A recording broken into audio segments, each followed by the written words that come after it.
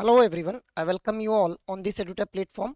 So guys, आज की session में हम लोग मैराथन पार्ट 2 को जो है वो डिस्कस करने वाले हैं। इससे पहले हम लोगों ने मैराथन पार्ट 1 को डिस्कस कर लिया है।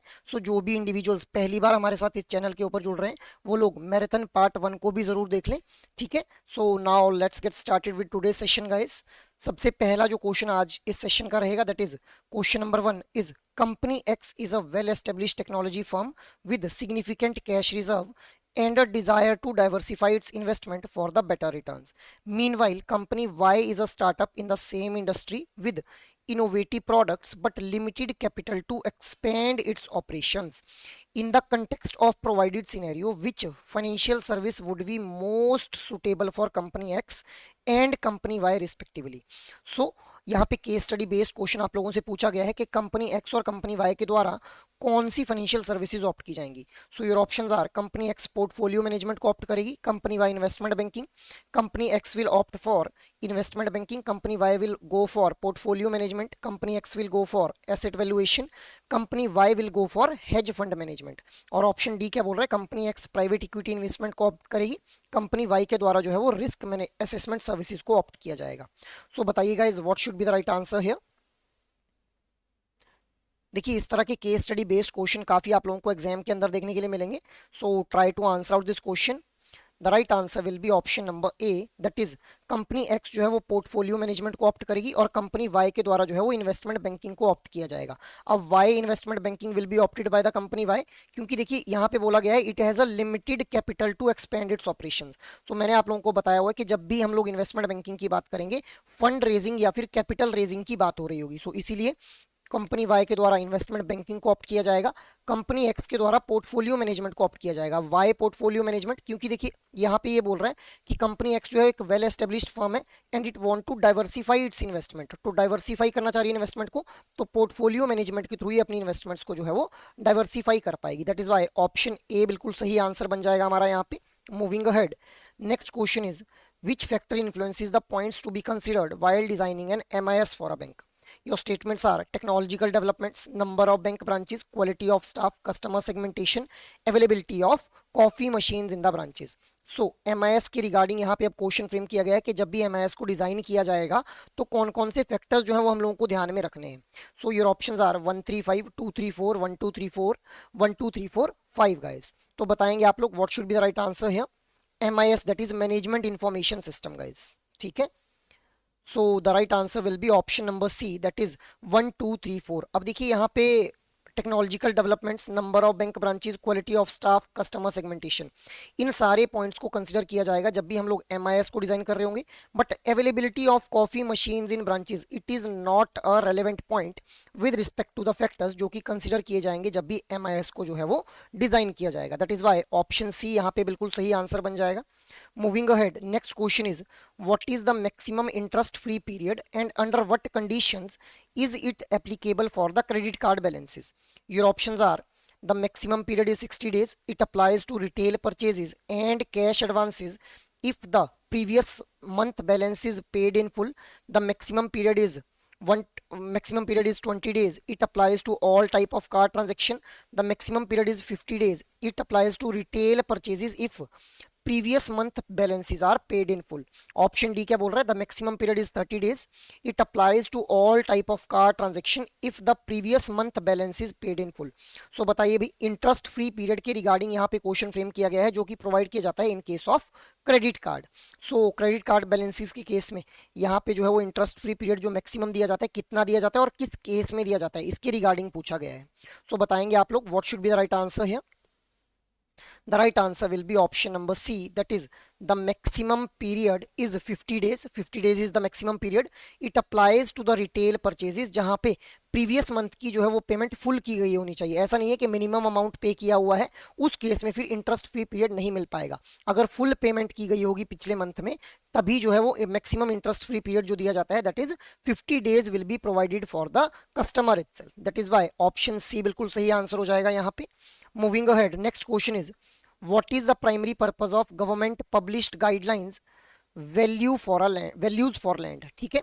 सो गवर्नमेंट के द्वारा जो पब्लिश्ड गाइडलाइंस है with respect to values for land, उसके प्राइमरी पर्पस क्या है उन गाइडलाइंस का?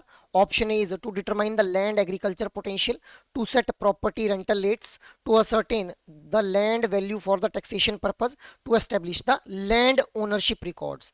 सो बताइए भाई, what should be the right answer है? जो गवर्नमेंट के द्वारा गाइडलाइंस पब्लिश की गई हैं with respect to value of land, उनका प्राइमरी पर्पस क्या है? The right answer will be option number C, to ascertain the land's value for the taxation purpose. Taxation purpose के लिए कि भाई कितना टैक्स उस लैंड के ऊपर लगाया जाएगा, उसकी जब वैल्यू कैलकुलेट की जाएगी तो उसके लिए जो है वो गाइडलाइंस पब्लिश की गई हैं, ठीक है। Moving ahead, next question is which of the following statement correctly explains the tax treatment applicable to the profit earned by Mr. Singh, who purchased a residential property in September 2011 and sold it in June 2025, incurring a certain legal expenses at the time of sale.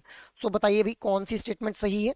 Option A is the gain will be treated as short term capital gain and taxed at slab rates. Option B is the gain will be treated as long term capital gain and eligible for indexation benefits. Option C क्या बोल रहा है? The gain will be fully exempt from the tax as the asset was held for more than 10 years. The gain will be taxed under the head income from other sources. So बताएंगे आप लोग what should be the right answer here with respect to this particular case study? क्या सही answer होना चाहिए यहाँ पे भाई? हाँ जी, waiting for your reply. The right answer will be option number B, that is the gain will be treated as a long term capital gain and eligible for the indexation benefits, ठीक है। अब देखिए, क्योंकि हम लोग जानते हैं कि कोई भी इमूवेबल प्रॉपर्टी रहती है, सो अगर उस इमूवेबल प्रॉपर्टी को 24 महीने मतलब 2 साल से ज्यादा रखा जाता है तो उसके ऊपर फिर long term capital gain tax जो है वो लगाया जाता है। That is why option B यहाँ पे जो है वो बिल्कुल सही आंसर हो जाएगा guys. Moving ahead, next question is what are the benefits of using artificial intelligence technology in banking and finance? So artificial intelligence की जो टेक्नोलॉजी है इसका क्या बेनिफिट हम लोगों को बैंकिंग और फाइनेंस में देखने के लिए मिल रहा है? Option A is AI technology reduces the reliance on digital wallets for payment transaction. AI technology eliminates the need for customer support services. AI technology empowers customer to use banking services exclusively through the branch lines. AI technology provides personalized financial services, voice assisted banking and data driven lending decisions. So बताएंगे आप लोग what are the benefits of artificial intelligence technology in banking and finance, guys? What should be the right answer here? The right answer will be option number D, कि artificial intelligence की help से जो है मोर personalise services जो है provide की जा सकती हैं, बिकॉज आर्टिफिशियल इंटेलिजेंस की वजह से हम लोग जो है वो डेटा का और बेटर वे के अंदर क्या कर पाएंगे? एनालिसिस कर पाएंगे। डाटा एनालिटिकल टूल्स हम लोग एनालिटिकल टूल्स के थ्रू इस डेटा का प्रॉपर एनालिसिस कर पाएंगे और मोर पर्सनलाइज सर्विसेज ऑफर कर पाएंगे कस्टमर्स को depending upon their need itself, ठीक है। इसके अलावा वॉइस असिस्टेंट बैंकिंग हम लोग प्रोवाइड कर पा रहे हैं और डेटा ड्रिवन लैंडिंग। अब ये जो डेटा हमारे पास है इसके बेसिस पे हम लोग जब इसका डेटा एनालिसिस करेंगे तो फाइनली हम लोगों को ये समझ आएगा कि भाई कौन से कस्टमर को कितना लोन देना है, क्या उसको लोन देना है या नहीं देना है। लोन देना है तो क्या उसका क्वांटम रहेगा, किस रेट ऑफ इंटरेस्ट के ऊपर उसको लोन दिया जाएगा। So that is why option D हमारा जो है बिल्कुल सही आंसर बन जाएगा इस क्वेश्चन के लिए। Moving ahead, next question is what does CRM optimisation in banking involve? So CRM optimisation के अंदर क्या कुछ इन्वॉल्व रहता है? Your options are targeting only high value customer for services, focusing on short term profitability through frequent purchases, balancing between the acquisition of new customer, retention of existing customer and expanding the customer relationship. Option D क्या बोल रहा है? Providing automated responses to the customer inquiry. So CRM जो CRM customer relationship management है उसके अंदर जो optimization है, CRM optimization के अंदर हम लोगों को क्या देखने के लिए मिलता है बैंकिंग में? बताएंगे आप लोग भी। What should be the right answer here? Yes, the right answer will be option number C, that is हम लोग जो है वो बैलेंस कर पाएंगे कि हम लोगों ने किस तरह से नए कस्टमर्स को एक्वायर करना है, रिटेंशन किस तरह से करना है एग्जिस्टिंग कस्टमर्स का, और कस्टमर रिलेशनशिप को बेटर वे में एक्सपेंड कैसे करना है। सो this all steps are involved with respect to the CRM optimization in banking itself. That is why option C बिल्कुल यहाँ पे सही आंसर बन जाएगा guys. Moving ahead, next question is deduction under section 24B is available on the account of. 24B के under हम लोग deduction जो है वो क्लेम कर सकते हैं। So on the account of municipal tax paid by the owner, capital expenditure incurred by the owner, revenue expenditure incurred by the owner, interest on capital borrowed for the purpose of purchase, construction, repair, renewal और reconstruction of the property. सो देखिए guys, it is directly a fact based question कि section 24 B के अंदर हम लोग जो है वो डिडक्शन किस अकाउंट पे क्लेम कर सकते हैं। सो बताएंगे आप लोग what should be the right answer है। The right answer will be option number D कि जब भी हम लोगों ने जो है वो कैपिटल को बोरो किया हुआ है for the purchase, construction, repair और renewal of the property itself या फिर रिकंस्ट्रक्शन के लिए, रेनोवेशन के लिए, तो उस केस में हम लोग जो है जो हमारा ये होम इंप्रूवमेंट लोन रहता है जनरली, उस केस में हम लोग जो है वो डिडक्शन क्लेम कर सकते हैं under section 24 B guys. So option D बिल्कुल सही आंसर हो जाएगा हमारा यहाँ पे। Moving ahead, next question is what is the primary objective of asset allocation in effective portfolio management and how does it work? So effective portfolio management के अंदर जो asset allocation हम लोगों को effective portfolio management के अंदर तीन की एलिमेंट्स देखने को मिलते हैं, एसेट एलोकेशन, एसेट डाइवर्सिफिकेशन। सो हम लोग एसेट एलोकेशन, एसेट डाइवर्सिफिकेशन और टेक्टिकल मैनेजमेंट। सो यहाँ पे एसेट एलोकेशन की रिगार्डिंग बात की जा रही है।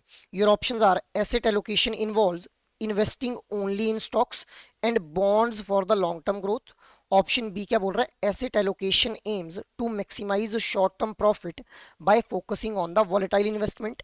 Asset allocation is based on understanding that different type of asset move in concert and have similar volatility.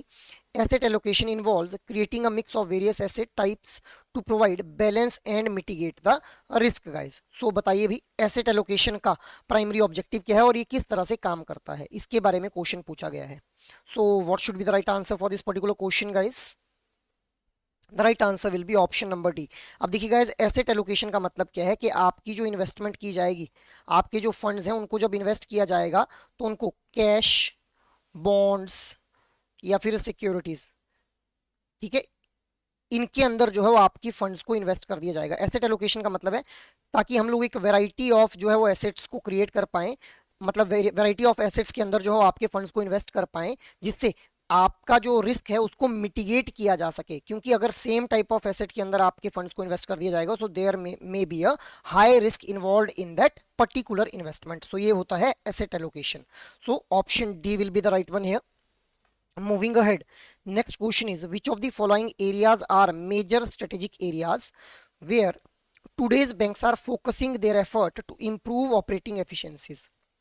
So operating efficiency को इंक्रीज करने के लिए कौन से मेजर स्ट्रेटेजिक एरियाज के ऊपर जो है आज की डेट में बैंक्स के द्वारा फोकस किया जा रहा है। Reduce the number of branches to cut cost, investing heavily in traditional business to increase the profitability, enhancing contact centres to meet the customer expectation, increasing staff size to handle more transaction. So बताइए guys, किस तरह से जो है branch की operating efficiency को increase करने के लिए बैंक्स के द्वारा किस फैक्टर के ऊपर जो है वो फोकस किया जा रहा है, कौन से स्ट्रेटेजिक एरियाज के ऊपर फोकस किया जा रहा है। सो बताएंगे आप लोग what should be the right answer है। हाँ जी, the right answer will be option number C, enhancing contact centre to meet the customer expectation. So contact centres को एनहांस किया जा रहा है सो दैट जो कस्टमर्स हैं उनकी जो रिक्वायर्ड नीड है और वांट्स हैं उनको सेटिस्फाई किया जा सके। क्योंकि जितने ज़्यादा कॉन्टैक्ट सेंटर्स होंगे उतने अच्छे तरीके से, उतना एफिशिएंट वे के अंदर जो है कस्टमर्स को केटर किया जा सकेगा, उनकी नीड्स के अकॉर्डिंग उनको पर्सनलाइज सॉल्यूशंस जो है वो प्रोवाइड किए जा सकेंगे। सो ऑप्शन सी यहाँ पे बिल्कुल सही आंसर बन जाएगा हमारा। Moving ahead, next question is based on the information provided in most public banks which of the following statements are true. So the horizontally organized model is characterized by separate customer base used across the products. Option statement 2 क्या बोल रही है, in most public sector banks horizontally organised model is the standard form, new generation private bank generally follows a horizontally organised model.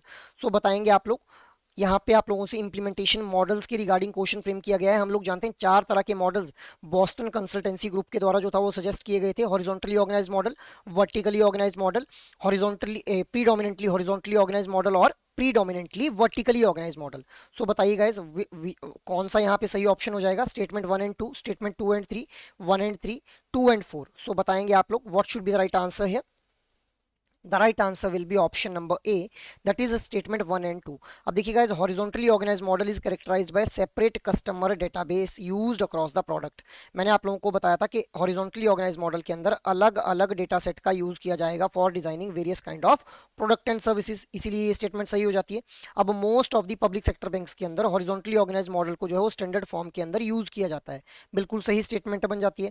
Third statement क्या है, new generation private banks generally follows a horizontally organise model. नहीं भाई, new generation जो private banks रहते हैं इनके द्वारा vertically organise model जो है वो फॉलो किया जाता है, जहां पे एक कॉमन डेटाबेस का यूज किया जाता है for designing various products and services.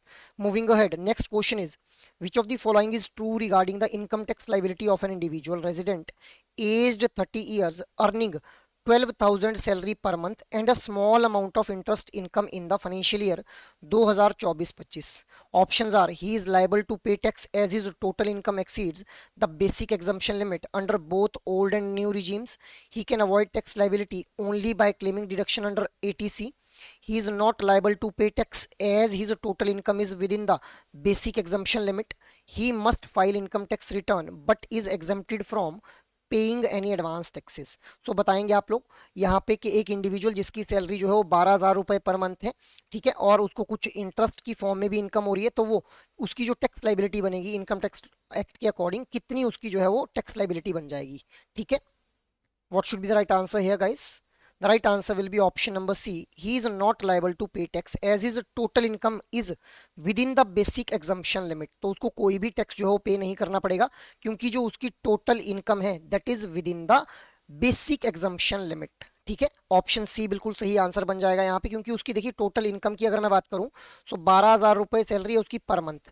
Per month एक महीने की सैलरी अगर 12,000 रुपए हो गई, ठीक है, तो 12,000 एक महीने की सैलरी होगी, 12 महीने एक साल में होते हैं, सो 12 × 12 144। सो ये हमारा जो टोटल यहाँ पे जो हमारा अमाउंट बन के आएगा it is within the basic exemption limit guys, ठीक है। I hope this thing is clear to you all. Moving ahead, next question is which type of service report can a MIS provide to management related to the account holder। So MIS के द्वारा किस तरह की जो service report है वो account holder को provide की जा सकती है? Account with non moving balance, account with balance exceeding a certain limit, accounts with a routine payment not made, account with delayed cheque clearance, account with low staff morale. So what should be the right answer है? Option A is 1 2 3 4 2 4 5 1 2 3 5 2 and 4।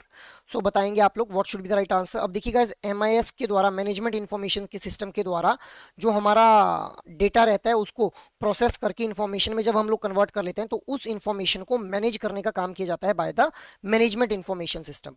सो बताइए guys what should be the right answer है? The right answer will be option number A, that is 1 2 3 4। अब fifth statement यहाँ पे गलत क्यों? क्योंकि account with low staff moral ये जो है वो MIS के द्वारा इसके रिगार्डिंग कोई भी रिपोर्ट जो है वो प्रोवाइड नहीं की जाएगी, क्योंकि यहाँ पे पूछा क्या गया है? सर्विस रिपोर्ट के रिगार्डिंग पूछा गया है, सर्विसेज के रिगार्डिंग यहाँ पे बात हो रही है। So this becomes the irrelevant statement hair. So option A यहाँ पे बिल्कुल सही आंसर बन जाता है। Moving ahead, next question is in the context of retail banking which approach focuses on classifying branches based on their business potential and implementing focused marketing strategies accordingly such as resource centre, profit centre, priority centre and general centre. So कौन सी approach के अंदर जो है वो branches को classify किया जाता है इन रिसोर्स, प्रॉफिट, प्रायोरिटी और जनरल सेंटर्स के अंदर? So your options are corporate objective based approach, segmented approach, classification based approach and geography based approach. So बताएंगे आप लोग what should be the right answer here? The right answer will be option number B, that is segmented approach. हम लोग जो है वो इसको बोल देंगे। सेगमेंटेड अप्रोच के अंदर हम लोग resource centre, profit centre, priority और जनरल सेंटर को क्लासिफाई कर देते हैं, मतलब ब्रांचेस को यहाँ पे क्लासिफाई कर देंगे। अब जैसे यहाँ पे रिसोर्स सेंटर की अगर मैं बात करूँ, सो रिसोर्स सेंटर का मेजर काम क्या है कि अब डेटा को इकट्ठा करना, डेटा को कलेक्ट करना कस्टमर्स के, ठीक है। प्रॉफिट सेंटर क्या है? प्रॉफिट सेंटर उन ब्रांचेस को बोला जाता है जो कि हाईली इंडस्ट्रियलाइज्ड एरिया के अंदर जो है वो ओपन अप की जाती है, तो उनको प्रॉफिट सेंटर बोला जाता है। नेक्स्ट इज प्रायोरिटी सेंटर, जहां पे हाई नेटवर्थ इनकम कस्टमर्स को केटर किया जाएगा, उनको प्रायोरिटी सेंटर बोला जाएगा। जनरल सेंटर, जहां से general day to day operations को रन किया जाएगा बैंक की ब्रांचेस के, उनको हम लोग क्या बोल देंगे? जनरल सेंटर बोल देंगे। So this is segmented approach guys. Moving ahead, next question is regarding the quantum of loan for construction और परचेज ऑफ अ हाउस या फिर फ्लैट अब यहाँ पे क्वांटम ऑफ लोन के रिगार्डिंग जो है बात की जा रही है। There is fixed upper ceiling across all banks, the amount varies from bank to bank, bank do not offer loans for this purpose, the loan amount is solely determined by the applicant's credit score. So बताएंगे आप लोग quantum of loan कैसे जो है वो decide किया जाएगा construction purchase के दौरान ऑफ अ हाउस और flat guys. So what should be the right answer है? क्वांटम ऑफ लोन होता है कि कितना मैक्सिमम अमाउंट का लोन जो है वो दिया जा सकता है कस्टमर को। So the right answer will be option number B. The amount varies from bank to bank. Bank to bank जो है वो वेरी करता है अमाउंट कि कितना अमाउंट जो है वो कस्टमर को प्रोवाइड किया जाएगा फॉर द कंस्ट्रक्शन और परचेज ऑफ अ हाउस या फिर फ्लैट। सो ऑप्शन बी यहाँ पे बिल्कुल सही आंसर बन जाएगा। Moving ahead, the Indian banking community cloud allows multiple banks to share infrastructure while addressing common concerns like security and compliance. Which type of cloud deployment would be most suitable for them? So किस तरह के cloud की बात की जा रही है यहाँ पे बताएंगे आप लोग भाई। Option A is public cloud, private cloud, hybrid cloud या फिर community cloud. So what should be the right answer है? देखिए गाइस, अब इस क्वेश्चन का आप लोग अगर आप लोग ढंग से क्वेश्चन की स्टेटमेंट को पढ़ेंगे तो वहीं पे इस क्वेश्चन का आंसर जो है वो छिपा हुआ है। आप लोग इस क्वेश्चन को पढ़ के भी इस क्वेश्चन को आंसर कर सकते हैं, क्वेश्चन में ही आंसर छिपा हुआ है। सो बताइए भाई what should be the right answer है? The right answer will be option D, that is community cloud. क्योंकि देखिए यहाँ पे लिखा हुआ है इंडियन बैंकिंग कम्युनिटी क्लाउड। अब कम्युनिटी क्लाउड क्या होता है? जहाँ पे एक कॉमन इंफ्रास्ट्रक्चर को मल्टीपल ऑर्गेनाइजेशंस के द्वारा जो है वो शेयर किया जाता है, ठीक है, for addressing the security and compliance. Even यहाँ पे क्या होता है कि मल्टीपल ऑर्गेनाइजेशंस अपने एपीआईज को भी कई बार शेयर कर देती हैं, एप्लीकेशन प्रोग्राम इंटरफेसेस को भी शेयर कर दिया जाता है फॉर बेटर इनोवेटिव प्रोडक्ट्स, ठीक है। Moving ahead, next question is which of the following are the benefits of co-lending model between banks and NBFC? तो बैंक और NBFC के बीच में जो co-lending मॉडल हम लोगों को देखने को मिलता है उसके क्या कुछ बेनिफिट्स हम लोगों को देखने को मिलते हैं। Options are increased credit flow to under served sector, enhanced customer loyalty, reduction in loan processing time या फिर all of the above. So co lending model जो है वो बैंक्स और एनबीएफसी के बीच में जो मॉडल एक एस्टेब्लिश किया गया है जिसके थ्रू बैंक्स और एनबीएफसी मिलके जो है वो लेंडिंग करते हैं कस्टमर्स को, सो दैट जो कस्टमर्स हैं उन तक जो है वो फंड्स पहुंच पाए। सो बताइए बेनिफिट्स के बारे में यहाँ पे पूछा गया है, what should be the right answer है? Right answer will be option D, तीनों ही हमारे बिल्कुल सही बन जाएंगे। Increase credit flow to the unserved sector, enhance customer loyalty और लोन प्रोसेसिंग टाइम को रिड्यूस करना। So this was the major aims of the co lending model between banks and NBFC. अब को लेंडिंग मॉडल के अंदर जो banks हैं उनके द्वारा मैक्सिमम 80% जो एक्सपोजर है वो दिया जा सकता है, मतलब लोन का मैक्सिमम 80% बैंक के द्वारा दिया जाएगा और एनबीएफसी के द्वारा 20% मिनिमम एक्सपोजर जो है वो दिया जाएगा। सो दिस इज को lending model guys. Moving ahead, next question is when determining the maximum eligible home loan amount, which of the following component is typically included in calculating the total property cost considered by a bank or financial institution? So जब भी हम लोग home loan amount के maximum eligibility को determine कर रहे होंगे तो कौन से कंपोनेंट को हम लोग इंक्लूड करेंगे जब भी हम लोगों ने टोटल प्रॉपर्टी की कॉस्ट निकालनी है, ठीक है। Options are only the base cost of the property and annual property tax, base cost of the property plus registration and legal या फिर documentation fee, total cost included including property tax, utility charges and maintenance expenses, only the amount mention in the sale agreement excluding all other charges. So बताइए भाई कौन कौन से जो factors हैं, कौन कौन से कंपोनेंट्स हैं जिनको इंक्लूड किया जाएगा जब भी फाइनल वैल्यूएशन जो है वो प्रॉपर्टी की जा रही होगी। सो बताएंगे आप लोग what should be the right answer है? The right answer will be option number B, based on the property based cost of the property plus registration fee and legal और documentation fee जिसको हम लोग बोल देते हैं। सो इन तीनों फीस को जो है वो कंसिडर किया जाएगा जब भी हम लोग क्या कर रहे होंगे, टोटल प्रॉपर्टी की कॉस्ट को जो है वो कैलकुलेट कर रहे होंगे। सो ऑप्शन बी यहाँ पे बिल्कुल सही आंसर बन जाएगा भी। Next question is XYZ bank, a leading financial institution, has been exploring the integration of technology into its banking operations. They have already adopted various digital channels like mobile banking and internet banking. The bank is now considering the implementation of data warehouse to further enhance its services and decision making process. अब why is XYZ bank considering the implementation of data warehouse to its operations? अब again a case study based question कि भाई ये जो XYZ bank है वो क्यों चाह रहा है कि वो वेयर हाउस को जो है वो अपने ऑपरेशंस के अंदर इंक्लूड करे, डेटा वेयर हाउस को अपने ऑपरेशंस के अंदर इंप्लीमेंट करे। So your options are to completely replace physical bank branches with digital channel, to cater exclusively to corporate and older clients, to collect and analyze data from various sources for better decision making, to reduce the cost of service through digital channels. So बताएंगे आप लोग what should be the right answer here? हाँ जी, the right answer will be option number C, that is to collect and analyze data from various sources for better decision making.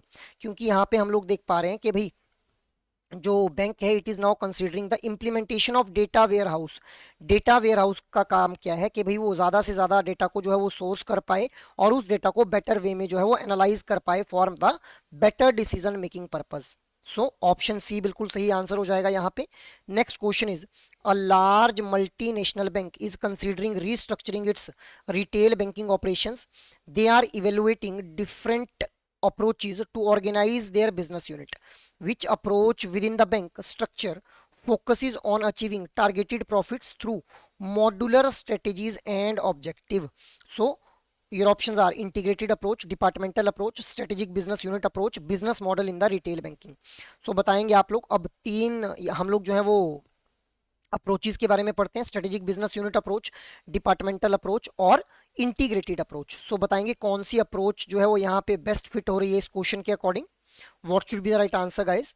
The right answer will B strategic business unit approach. क्योंकि देखिए strategic business unit approach के अंदर एक organisation को multiple semi autonomous divisions के अंदर divide कर दिया जाता है, ठीक है, on the basis of various verticals guys. अब यहाँ पे ये जो स्ट्रेटेजिक बिजनेस यूनिट्स होती हैं इनका सोली एम रहता है अपनी प्रॉफिटेबिलिटी को अचीव करना या फिर बिजनेस ऑब्जेक्टिव्स को अचीव करना। सो यही यहाँ पे बोला गया है। With in the bank structure focuses on achieving the targeted profit. Targeted profit का मतलब क्या है कि प्रॉफिटेबिलिटी को अचीव करना चाह रहे हैं वो। सो कौन से मॉडल को ऑप्ट करेंगे? स्ट्रेटेजिक बिजनेस यूनिट अप्रोच को ऑप्ट किया जाएगा। डिपार्टमेंटल अप्रोच के अंदर हम लोग देखते हैं कि स्पेशलाइजेशन जहां पे हम लोगों ने अचीव करनी है वहां पे डिपार्टमेंटल अप्रोच को ऑप्ट किया जाता है। इंटीग्रेटेड अप्रोच के अंदर सोशियो इकोनॉमिक एस्पेक्ट का हम लोग ध्यान रखते हैं और ये स्मॉल फाइनेंस बैंक्स के द्वारा इस इंटीग्रेटेड अप्रोच को जो है वो यूज किया जाता है। अब अगर स्ट्रेटेजिक बिजनेस यूनिट अप्रोच की हम लोग बात करें सो प्राइवेट सेक्टर बैंक्स के द्वारा जो है वो स्ट्रेटेजिक बिजनेस यूनिट अप्रोच को फॉलो किया जाता है, जबकि डिपार्टमेंटल अप्रोच जो रहती है इसको फॉलो किया जाता है by the public sector banks. Moving ahead, next question is which organization has been authorized to act as and perform the function of CKYCR? Central KYC registry की यहाँ पे बात की जा रही है। सो किस ऑर्गेनाइजेशन को जो है ऑथराइज किया गया है? Options are Reserve Bank of India, SEBI या फिर सरसई और एनपीसीआई। सो बताएंगे आप लोग कौन सी ऑर्गेनाइजेशन है जिसको ऑथराइज किया गया है कि वो एक्ट और परफॉर्म कर सकती है किसके फंक्शंस को? CKYCR के, सेंट्रल KYC रजिस्ट्री के फंक्शंस को। तो what should be the right answer here? The right answer will be option C, that is CERSAI, which is central registry for of securitisation asset reconstruction and security interest of India. So ये जो Sarsai organisation है इसके द्वारा जो functions perform किए जा सकते हैं with respect to the CKYCR guys, ठीक है। Next question is which of the following security measures have been initiated to strengthen ATM transaction and ensure a secure environment in the electronic banking? So कौन से security measures जो है वो initiate किए गए हैं? So options are allowing cash retraction facility at ATM to prevent the funds, logging out of the customer only after multiple invalid PIN attempts, disabling DIP card readers to prevent data capture through extraneous devices. Option D is reducing per screen transaction time to increase the transaction efficiency. So बताएंगे आप लोग कौन से security measures लिए गए हैं so that किसी भी तरह का सिक्योरिटी ब्रीच ना हो पाए जब भी जो है वो ट्रांजेक्शन्स परफॉर्म की जा रही हूँ और इलेक्ट्रॉनिक बैंकिंग के अंदर जो ट्रांजेक्शन्स हैं वो हम लोग इंश्योर कर पाएं कि वो सिक्योर ट्रांजेक्शन्स हों, ठीक है। सो what should be the right answer here?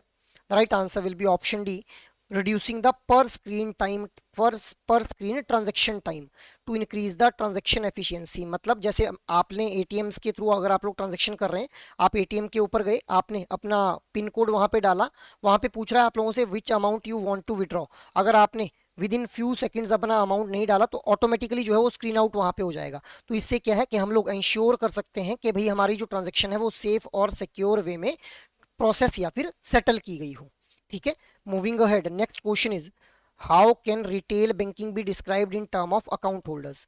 So account holders की टर्म में रिटेल बैंकिंग को कैसे डिस्क्राइब किया जा सकता है? It serve large account holders, it serve account holders of all size, it primarily serves small account holders, it exclusively serves the corporate account holders. So बताएंगे आप लोग what should be the right answer है। Account holders की term में retail banking को किस तरह से जो है वो डिस्क्राइब किया जा सकता है? The right answer will be option B, that is it serve account holders of all sizes. So option B यहाँ पे बिल्कुल सही हो जाएगा। It serves large account holder, बिल्कुल ऐसा बिल्कुल भी नहीं है अभी। It primarily serves small account holders, बिल्कुल भी नहीं। It exclusively serves corporate account holders, बिल्कुल भी नहीं। ये तो कॉर्पोरेट बैंकिंग का यहाँ पे कैरेक्टरिस्टिक बता दी गई है। So it serve account holder of all size, मतलब यहाँ पे वॉल्यूम ड्रिवन कस्टमर्स हम लोगों को देखने को मिलते हैं, जहाँ पे हमारे नॉर्मल कस्टमर्स भी रहते हैं और हाई नेटवर्थ इंडिविजुअल कस्टमर्स भी हम लोगों को देखने के लिए मिलते हैं। Moving ahead, next question is, Sarah is a small investor looking to diversify her investment portfolio by investing in real estate. She is interested in real estate investment trust and want to understand their benefits. Given Sarah interest in real estate investment trust, what advantage of real estate investment trust would be most appealing to her based on the information provided in the case study? अब real estate investment trust के regarding यहाँ पे जो है वो question frame किया गया है। So read out this question and try to answer out this question guys.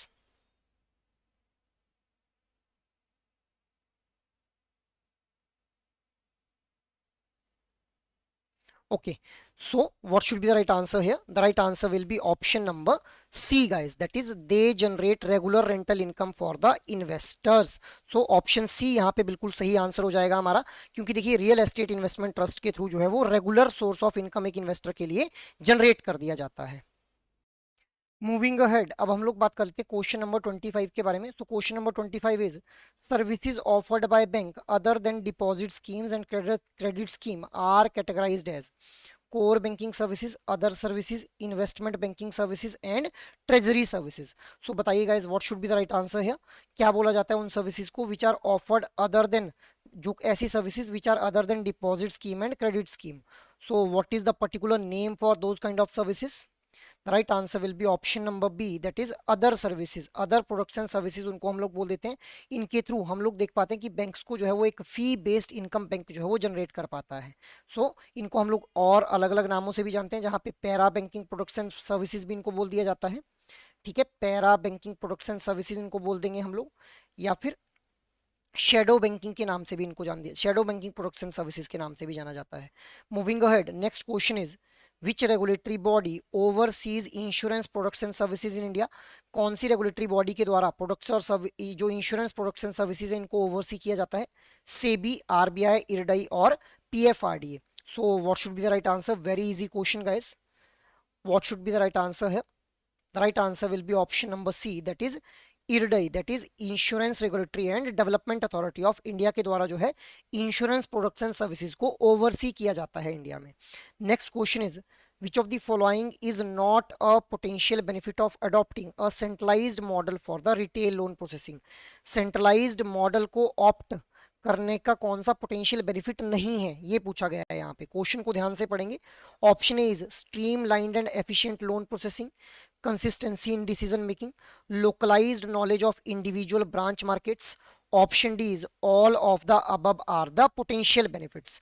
So बताइए गाइज कौन सा पोटेंशियल बेनिफिट नहीं है सेंट्रलाइज्ड जो मॉडल ऑफ लोन प्रोसेसिंग है उसको यूज करने का? सेंट्रलाइज्ड जो मॉडल रहता है वहां पे सारे लोन्स जो भी अलग अलग ब्रांचेस के ऊपर सोर्स होते हैं उनको प्रोसेस किया जाता है ऑन द सेंट्रलाइज्ड हब। सो कौन सा पोटेंशियल बेनिफिट नहीं है, ये क्वेश्चन पूछा जा रहा है। What should be the right answer है? The right answer will be option number D, that is all of the above are the potential benefit। ये सभी जो है वो हमारे क्या हैं? पोटेंशियल बेनिफिट है for adopting a centralised model, क्योंकि इससे देखिए स्ट्रीमलाइन और एफिशिएंट हो जाएगी loan processing, consistency decision making में देखने को मिलेगी। इसके अलावा localised knowledge of individual branch market, individual branch markets की लोकलाइज्ड नॉलेज भी हम लोगों को देखने को मिलेगी कि कितना उनके पास बिजनेस आ रहा है, किस तरह के लोन्स के ऊपर जो है वो ज़्यादा फोकस किया जा रहा है लोकलाइज्ड ब्रांचेस के द्वारा। सो ऑप्शन डी हमारा बिल्कुल सही आंसर हो जाएगा। Moving ahead, next question is, what is the fundamental difference between artificial intelligence and automation? Your options are, AI involves the use of computer control devices to assume control of processes, while automation attempts to mimic the human intelligence. Option B क्या है, AI and automation are synonymous terms and can be used interchangeably. Option C क्या है, AI is about making machines intelligent and capable of mimicking human behavior, while automation involves making software or hardware perform task without the human intervention। Option D क्या बोल रहा है, automation involves making machines intelligent through the simulation of human behaviour by while artificial intelligence aims to boost the efficiency and productivity। So artificial intelligence और automation के बीच में fundamental difference यहाँ पे पूछा जा रहा है, बताएंगे आप लोग what should be the right answer है। The right answer will be option number C, that is artificial intelligence क्या है, जब ह्यूमन बिहेवियर को मिमिक कर पाएंगी मशीन तो उसको आर्टिफिशियल इंटेलिजेंस बोल देंगे। और ऑटोमेशन क्या है कि भाई आप लोगों ने एक सॉफ्टवेयर इंस्टॉल कर दिया, वो सॉफ्टवेयर फिर अपने टास्क खुद परफॉर्म करता रहेगा विदाउट द ह्यूमन इंटरवेंशन। सो इसी को क्या बोला जाता है, ऑटोमेशन बोला जाता है। ऑटोमेशन और आर्टिफिशियल इंटेलिजेंस के बीच में फंडामेंटल डिफरेंस यही है कि आर्टिफिशियल इंटेलिजेंस ह्यूमन बिहेवियर को मिमिक कर सकता है, ऑटोमेशन के अंदर जो टास्क हैं वो ऑटोमेटेड वे के अंदर खुद ही परफॉर्म कर दिए जाएंगे by the machine itself. Moving ahead, next question is, which fundamental cloud service model would be most relevant if Indian banks want to build and deploy their own banking application on the shared cloud infrastructure? Your options are software as a service, platform as a service, infrastructure as a service, function as a service। सो बताएंगे आप लोग, जहाँ पे हम लोग जानते हैं ना कि हमारे पास जो है वो तीन तरह के जनरली हम लोगों को देखने को मिलते हैं, infrastructure as a service, platform as a service और सॉफ्टवेयर एज अ सर्विस, जब भी हम लोग जो है क्लाउड इंफ्रास्ट्रक्चर की बात कर रहे होते हैं। सो अगर एक इंडियन बैंक जो है वो अपना खुद की बैंकिंग एप्लीकेशन बनाना चाहता है तो यहाँ पे वो कौन से जो इसका कौन से particularly fundamental cloud service model का यूज कर रहा होगा, ठीक है, बताएंगे आप लोग। The right answer will be option number C, that is infrastructure as a service. अब वाई, क्योंकि देखिए वो बोल रहा है कि भाई हम लोग खुद अपनी बैंकिंग एप्लीकेशन डेवलप करेंगे on a shared cloud infrastructure. So यहाँ पे इंफ्रास्ट्रक्चर प्रोवाइड कर दिया जाएगा, जिसके जिसके बाद फिर जो ये बैंक है ये अपने आप उसको जो डिजायर्ड एप्लीकेशन है, उस एप्लीकेशन में जो डिजायर्ड फीचर उन्होंने ऐड ऑन करने हैं उनको वो खुद डेवलप और ऐड ऑन करता रहेगा। सिर्फ इंफ्रास्ट्रक्चर जो है वो प्रोवाइड कर दिया जाएगा, बेसिक इंफ्रास्ट्रक्चर प्रोवाइड कर दिया जाएगा। सो ऑप्शन सी बिल्कुल सही बन जाएगा यहाँ पे। सॉफ्टवेयर एज अ सर्विस का मतलब क्या है कि जहां पे सॉफ्टवेयर ही प्रोवाइड करके दे दिया जाएगा, ठीक है। प्लेटफॉर्म एज अ सर्विस, जहां पे एक प्लेटफॉर्म दे दिया जाएगा और उसके ऊपर फिर खुद से जो है वो उस प्लेटफॉर्म के ऊपर अलग अलग एप्लीकेशंस को रन कर लिया जाएगा, ठीक है। बट यहाँ पे बात की जा रही थी build and deploy their own banking application. Build भी उन्होंने खुद से करना है और उन्होंने डिप्लॉय भी खुद से करना है। सो इंफ्रास्ट्रक्चर एज अ सर्विस, जहां पे इंफ्रास्ट्रक्चर प्रोवाइड कर देंगे फिर वो खुद अपने लेवल के ऊपर वहां पे जो है वो एप्लीकेशंस को बिल्ड और डिप्लॉय कर लेंगे, बैंक वाले जो भी इंडियन बैंक्स रहेंगे, ठीक है।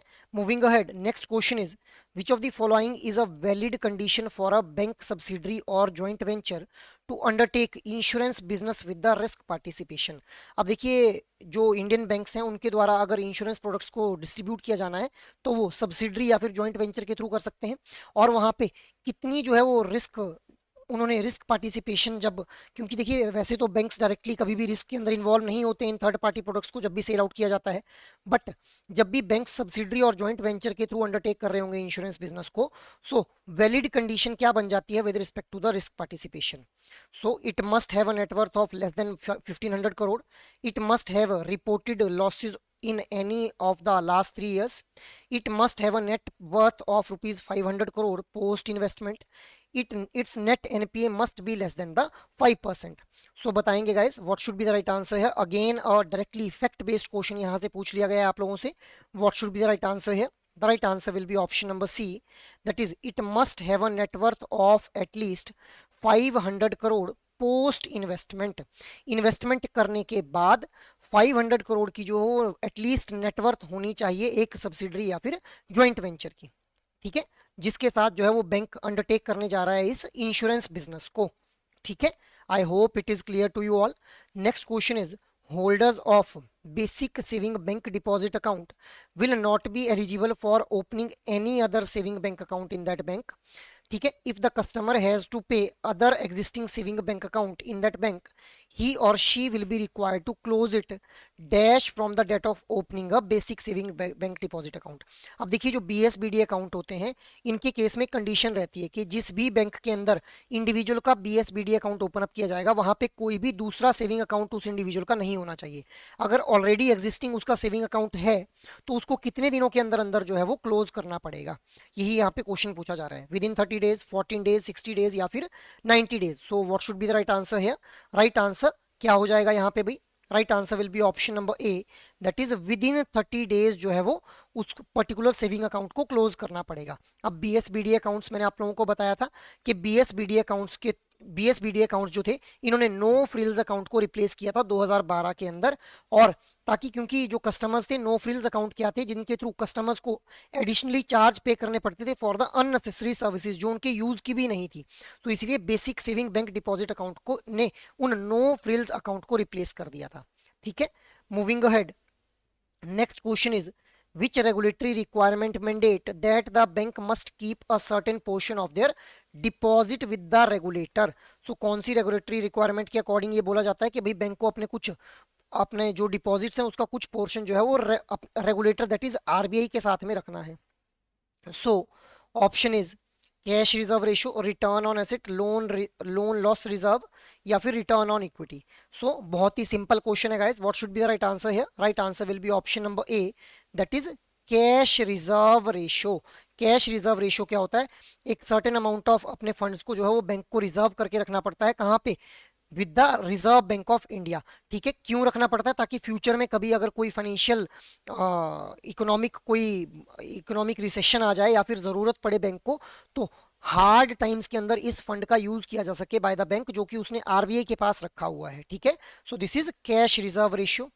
Moving ahead, next question is which type of insurance policies are relatively cheaper to acquire? Endowment policy, term insurance policy, money back policy या फिर पेंशन प्लान। सो रिलेटिवली कौन सी चीपर रहती है एक्वायर करना, कौन सी इंश्योरेंस पॉलिसीज को एक्वायर करना चीपर रहता है, इसके रिगार्डिंग क्वेश्चन पूछा गया है। What should be the right answer here? The right answer will be option number B, that is term insurance जो पॉलिसीज रहती हैं।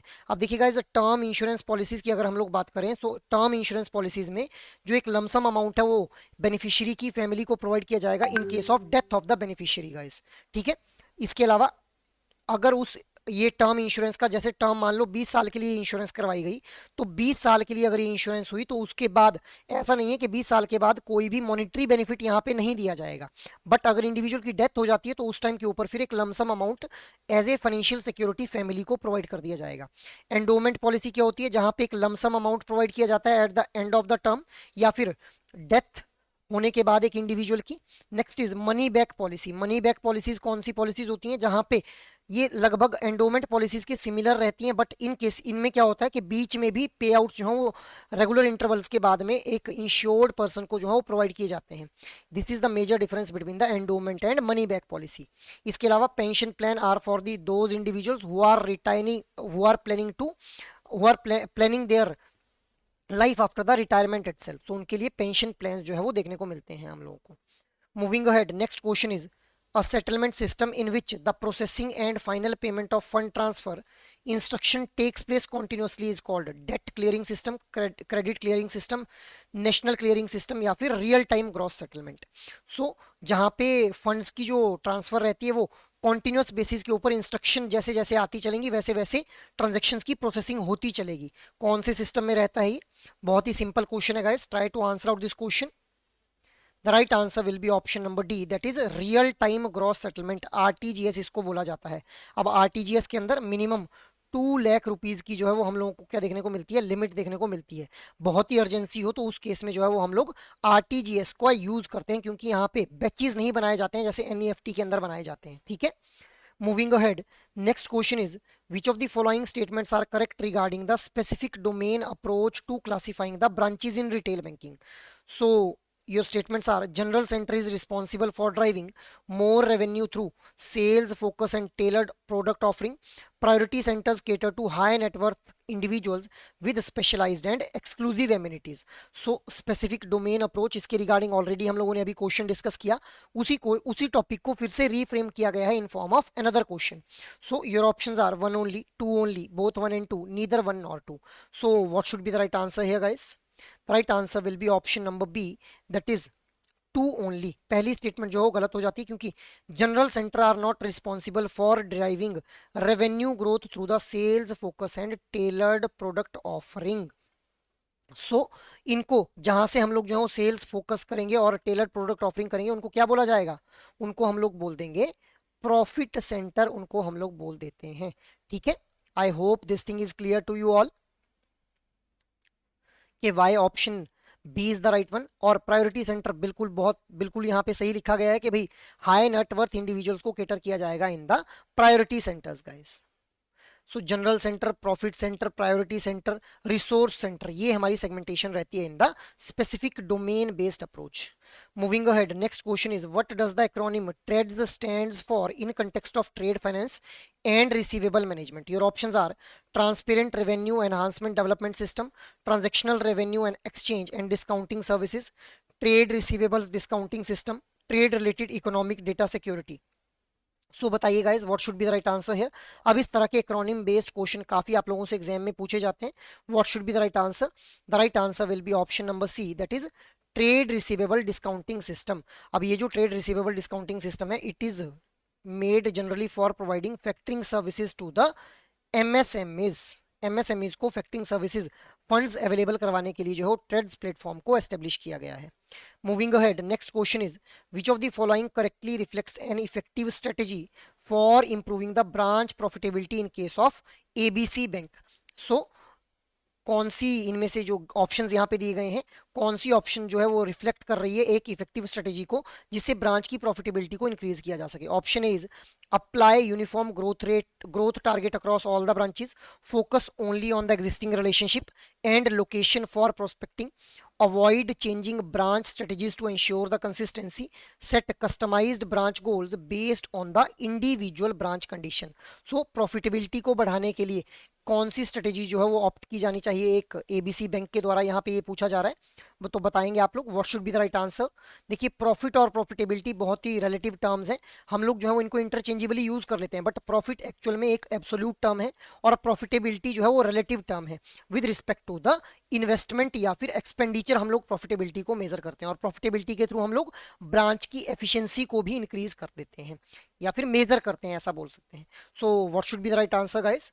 The right answer will be option number D, that is set customised branch goals based on the individual branch condition. हर एक individual branch किस तरह से जो है परफॉर्म कर रही है उसी, और उसके पास कितने रिसोर्सेज हैं, कितने उसके पास ह्यूमन रिसोर्सेज हैं, कितने उसके पास फिजिकल रिसोर्सेज हैं। ठीक है, और इसी बेसिस के ऊपर हम लोग जो है वो डिसाइड करेंगे कि उस ब्रांच के लिए इंडिविजुअल गोल सेट किए जाने चाहिए। मतलब हर एक ब्रांच के लिए सेम गोल सेट नहीं किए जा सकते हैं, depending upon the location of the branch, number of footfalls of the customer, available sources with the branch. In cases के ऊपर हम लोग जो है इंडिविजुअल ब्रांच के लिए गोल सेट करेंगे, तो उससे अल्टीमेटली हम लोग जो है वो प्रॉफिटेबिलिटी को एनहांस कर पाएंगे। सो ऑप्शन डी बिल्कुल सही बन जाएगा यहाँ पे। Next question is what charges do banks typically recover from inoperative account? So inoperative accounts के ऊपर किस तरह के चार्जेस लगाए जाते हैं? Service charges, interest charges, overdraft fee या फिर incidental charges.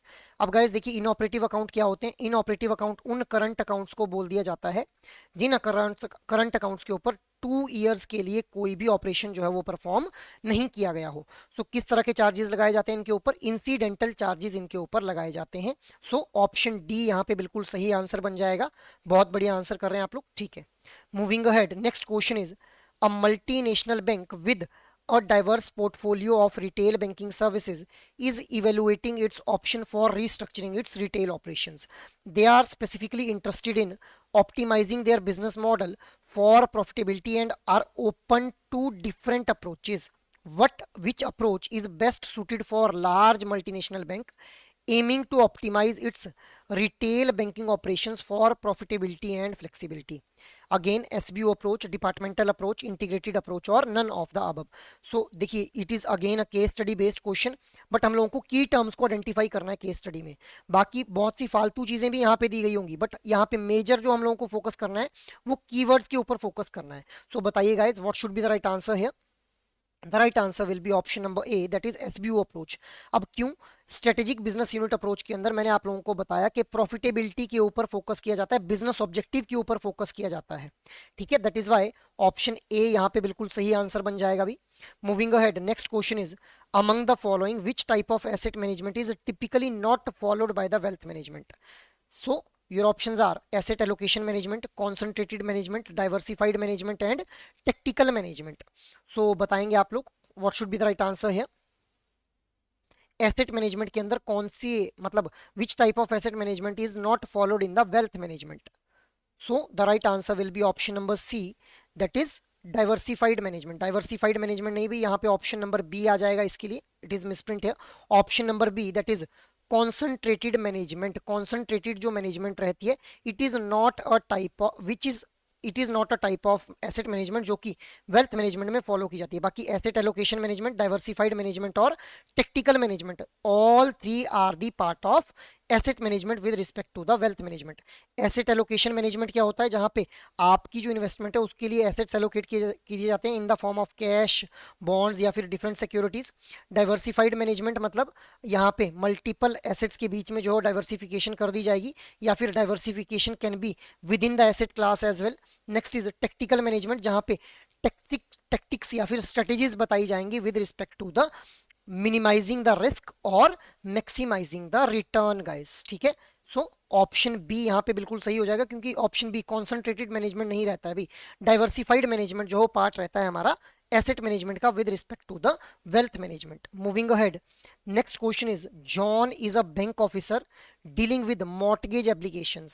He is reviewing two mortgage applications, one for the simple mortgage and another for the equitable mortgage. Both applicants have defaulted on their loans and the bank need to take the action. अब applicant B जो है has an equitable mortgage with the bank, ठीक है। they have defaulted on their loan and the bank is considering the legal action.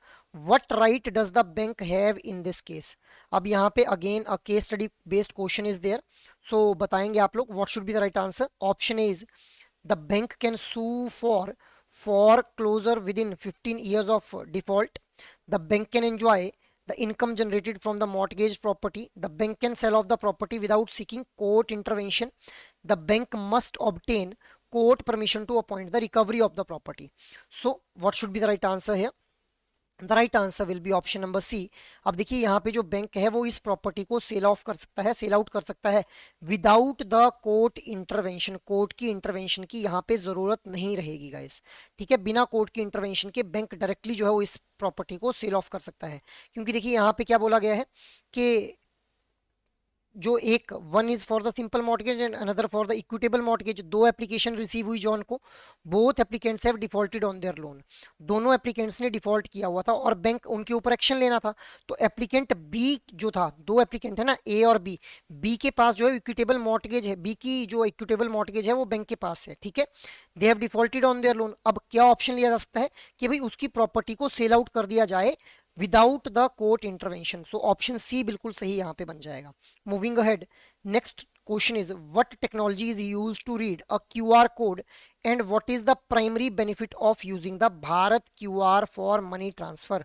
Your options are RFID technology, that is faster processing of person to person transactions, barcode scanning technology, common interface for various proprietary payment systems, NFC technology, that is direct integration with Visa payment network, imaging technology, for example camera, seamless transfer of money from one source to another without physical card and POS terminals.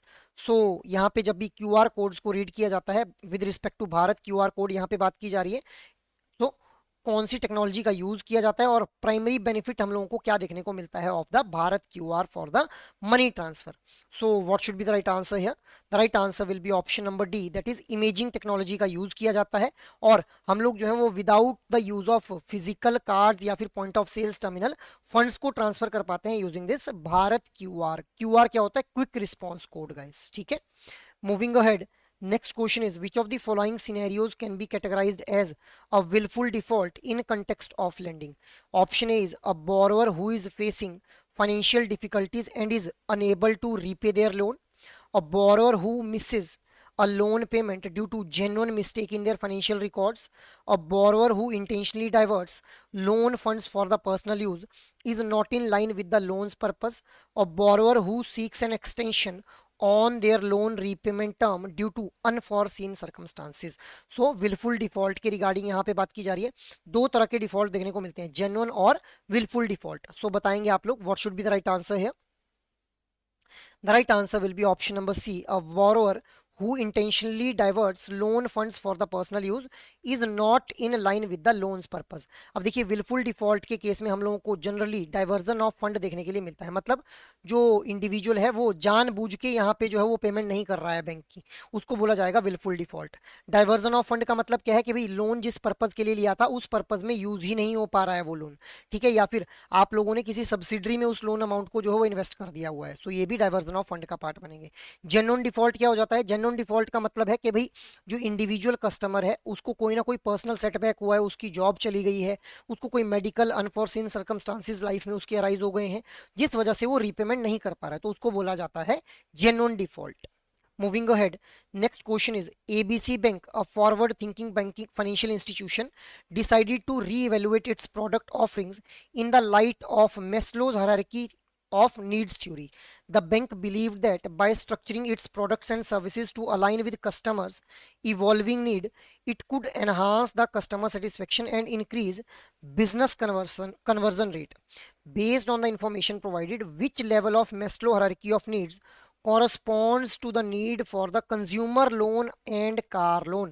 So Maslow की need hierarchy theory में अलग अलग तरह की needs हम लोगों को देखने को मिलती हैं, जैसे physiological needs, social needs, safety needs, esteem needs और self actualisation needs. So consumer loan और कार लोन कौन सी नीड को केटर करने का काम करते हैं? फिजियोलॉजिकल नीड्स, सेफ्टी या फिर सिक्योरिटी नीड्स, सोशल नीड्स या फिर एस्टीम नीड्स. सो बताएंगे आप लोग what should be the right answer है. The right answer will be option number C, that is social needs will be the right answer here. अब देखिए गाइस, जो physiological needs हैं वो हमारी बेसिक नीड्स होती हैं, जहाँ पे जो बेसिक नीड्स जैसे रोटी, कपड़ा और मकान, उनको केटर करने का काम किया जाता है by the bank itself by offering some sort of products जैसे पर्सनल एक्सीडेंटल कवर, ठीक है. नेक्स्ट इज सिक्योरिटी या फिर सेफ्टी नीड्स. अब ये जो सेफ्टी और सिक्योरिटी नीड्स हैं इसके अगेंस्ट कौन से प्रोडक्ट ऑफर किए जाते हैं, जैसे फिक्स डिपॉजिट या फिर रेकरिंग डिपॉजिट. सोशल नीड्स के लिए, ठीक है, सोशल नीड्स हम लोगों ने देखा अभी. सोशल नीड्स की अगर हम लोग बात करें तो कंज्यूमर लोन्स और कार लोन्स ऑफर किए जाएंगे. Esteem needs, home improvement loan, home decor loan, इस तरह के प्रोडक्ट ऑफर किए जाएंगे फॉर द एस्टीम नीड्स.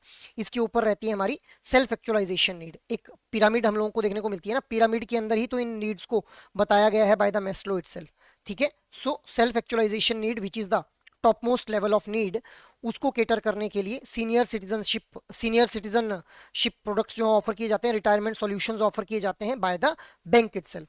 सो अलग अलग तरह के प्रोडक्ट अलग अलग नीड को केटर करने के लिए ऑफर किए जाते हैं. Moving ahead, next question is what was the main purpose behind the formation of banking codes and standard board of India. So your options are to ensure that customers individual grievances are addressed promptly, to establish a collaborative effort between RBI and bank for financial education, to set minimum standards of banking practices for fair treatment of individual customers, to promote technical support to bank for upgrading their IT infrastructure. So banking code and standard board of India को establish करने का main purpose क्या था, इसके बारे में question पूछा गया है यहाँ पे. देखिएगा, इस banking code and standard board of India को के द्वारा कुछ टेक्नोलॉजीज इवॉल्व की गई थी, उनके बारे में तब तक आपको बता देता हूँ. आप लोग इस क्वेश्चन को आंसर कीजिए. इन्फीनेट, ठीक है, SFMS, NFS, इसके अलावा IBCC.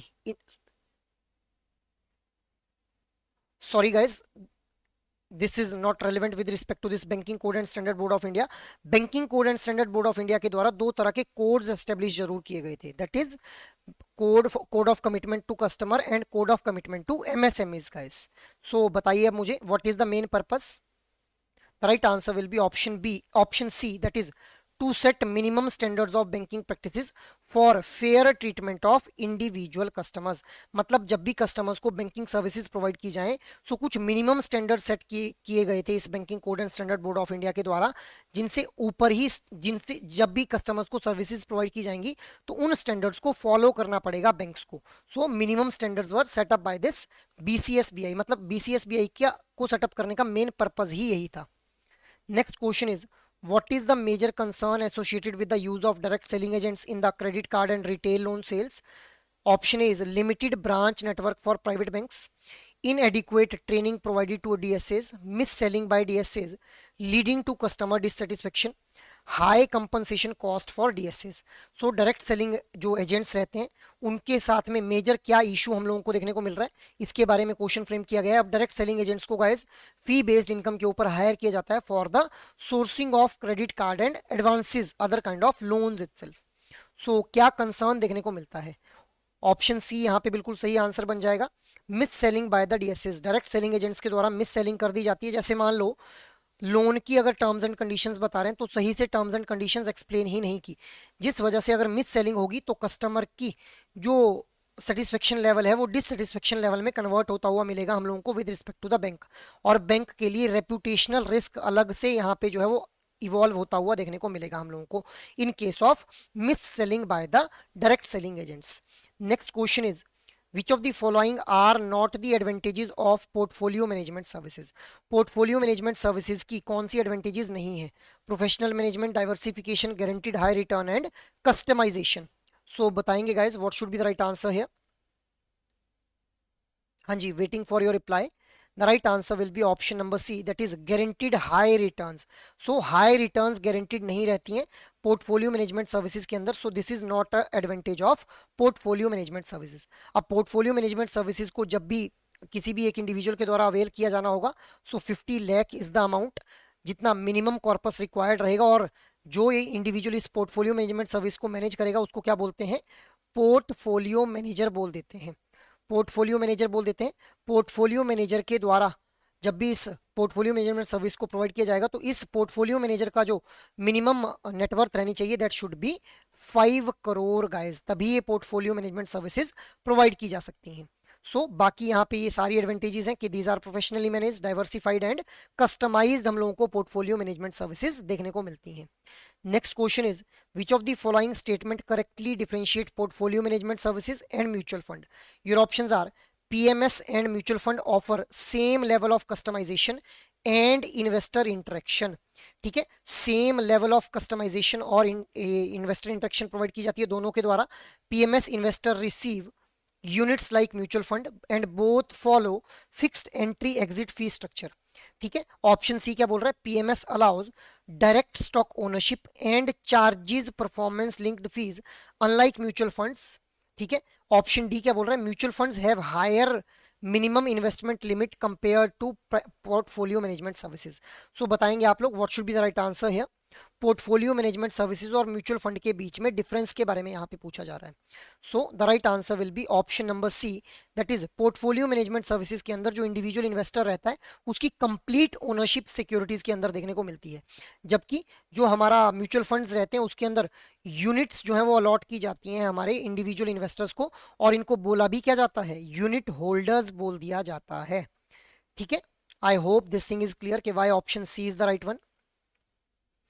Moving ahead, next question is, which of the following statement is correct in the context of home loans? Moratorium can extend up to 18 months until 2 months after construction, whichever is earlier. Fixed and floating rate options are available for home loans. Homeowners must insure their property only against the fire, not other risk. A maximum moratorium of 5 months is allowed for land and building purchases under the home loans. So बताएंगे आप लोग, incorrect statement यहाँ पे पूछी गई है guys, what should be the right answer है? Home loans के रिगार्डिंग स्टेटमेंट्स दी गई हैं। The right answer will be option number C, कि भाई होम ओनर्स को सिर्फ अपनी प्रॉपर्टी को इंश्योर करना है अगेंस्ट द फायर, किसी और रिस्क के लिए उनको इंश्योर नहीं करना है। So this is the incorrect statement. बाकी मॉरेटोरियम जो है वो कंस्ट्रक्शन के केस में 18 मंथ्स तक जो प्रोवाइड किया जा सकता है, या फिर until 2 months after the construction, which ever is the earlier one. इसके अलावा जो फिक्स्ड और फ्लोटिंग रेट ऑप्शंस है वो अवेलेबल रहते हैं होम लोन्स के केस में, मतलब फिक्स्ड रेट ऑफ इंटरेस्ट के ऊपर भी होम लोन ऑफर किए जा सकते हैं और फ्लोटिंग रेट ऑफ इंटरेस्ट के ऊपर भी ऑफर किए जा सकते हैं। इसके अलावा जब भी परचेज किया जा रहा होगा लैंड या फिर बिल्डिंग को अंडर होम लोन, सो 5 मंथ का जो है वो मॉरेटोरियम मैक्सिमम पीरियड जो है वो अलाउ किया जा सकता है। Next question is which of the following is the example of indirect tax before implementation of goods and services tax in India.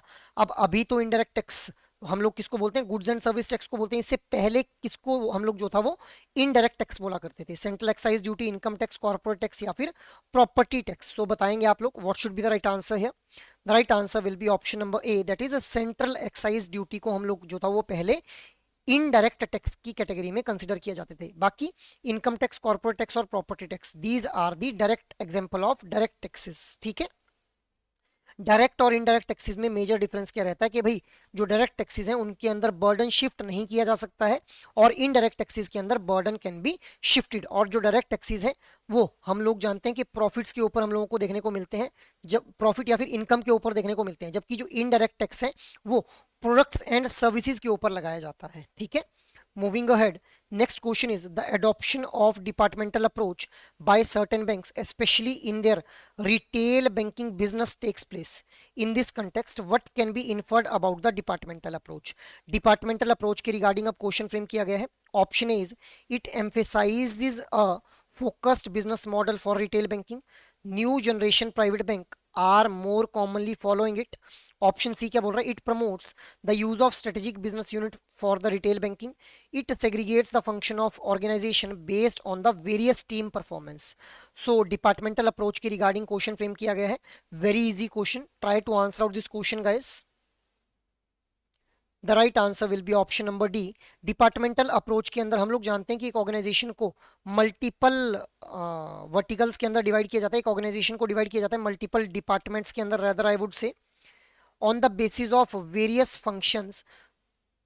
Functions जो कि उन पर्टिकुलर डिपार्टमेंट्स के द्वारा जो है वो परफॉर्म किए जाते हैं। सो ऑप्शन डी बिल्कुल सही आंसर बन जाएगा। Next question is what is the key feature regarding the differential rate of interest on NRE term deposit. ठीक है, एनआरई टर्म डिपॉजिट के ऊपर अगर हम लोगों ने जो डिफरेंशियल रेट ऑफ इंटरेस्ट लगाया जाता है उसका की फीचर क्या है। Banks are not allowed to offer differential rate of interest on NRE deposits. Banks can offer differential rate on NRE deposit above 15 lakh. Banks can offer differential rates but only for deposits below 30 lakhs. Banks can't offer differential rate on NRE deposits. So बताएंगे आप लोग भी what should be the right answer here.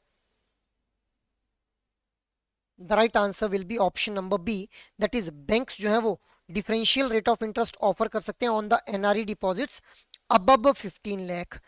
15 lakh से अब अगर amount रहेगा NRE deposits के अंदर तो उस केस में जो है वो differential rate of interest offer किया जाएगा on the NRE term deposits. So this is again a fact based question guys. Moving ahead, next question is how have banks been advised by the RBI to implement the recognition of transgender persons। so banks को जो है वो क्या guidelines दी गई हैं, advice किया गया है by the RBI with respect to the recognition of third gender persons। options are by not acknowledging transgender persons identity, by including third gender in all form and application, by treating transgender persons as male or female, by referring to the judgment dated 15th April 2014 in case of dispute। so transgender के regarding क्या कुछ guidelines issue की गई हैं banks को by the RBI? what should be the right answer guys? the right answer will be option number B, that banks need to include third gender in all forms and applications। Third gender जो है वो include करना पड़ेगा banks को in all forms and application guys. So option B बिल्कुल सही हो जाएगा यहाँ पे। Next question is customer segmentation is important for retail banking to be successful, it is done based upon which among the following criteria. कौन से criterias के ऊपर जो है वो ये कस्टमर्स की सेगमेंटेशन की जाती है। Your options are credit rating, criminal record, income level and repayment level. So बताएंगे आप लोग what should be the right answer है।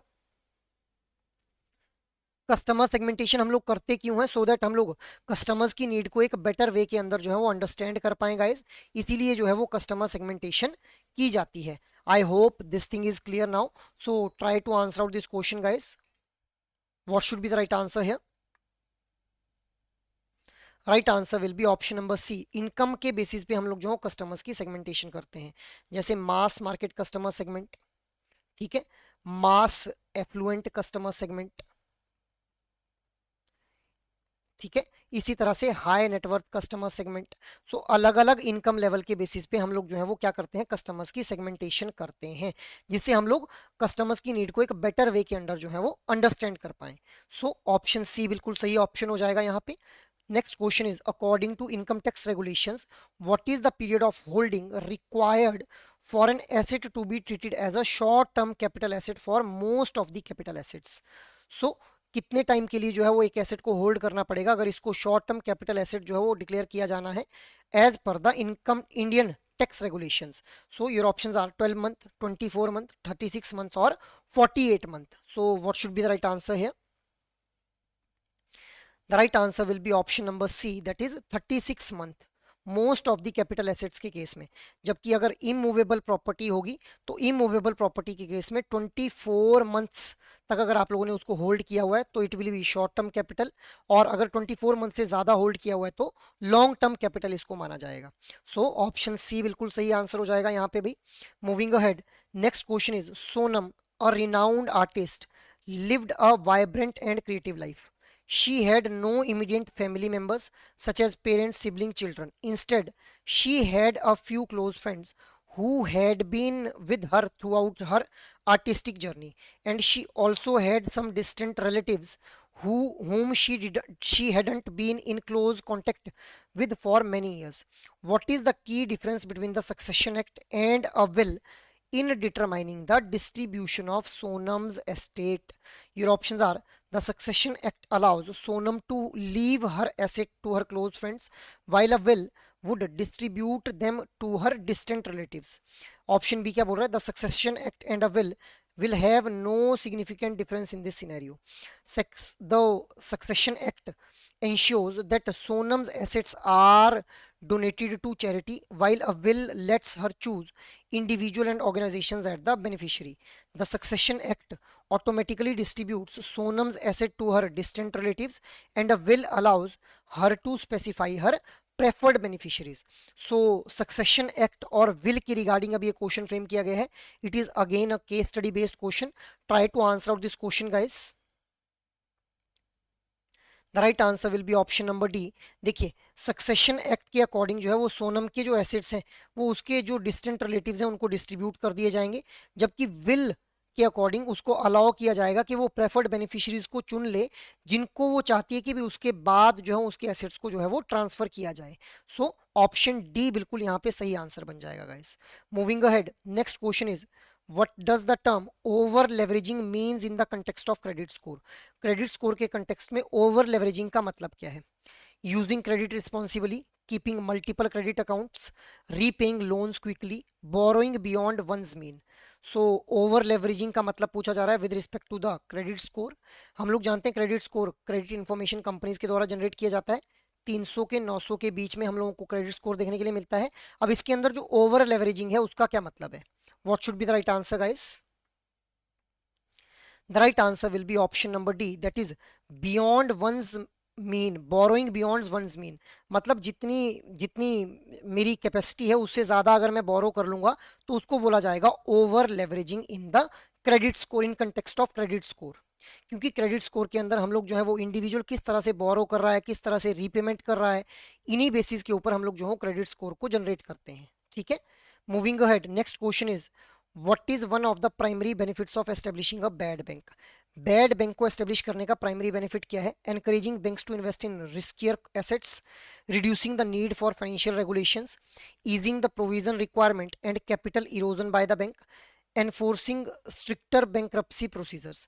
सो बैड बैंक, जैसे इंडिया की अगर मैं बात करूं, बैड बैंक इंडिया में कौन से हैं?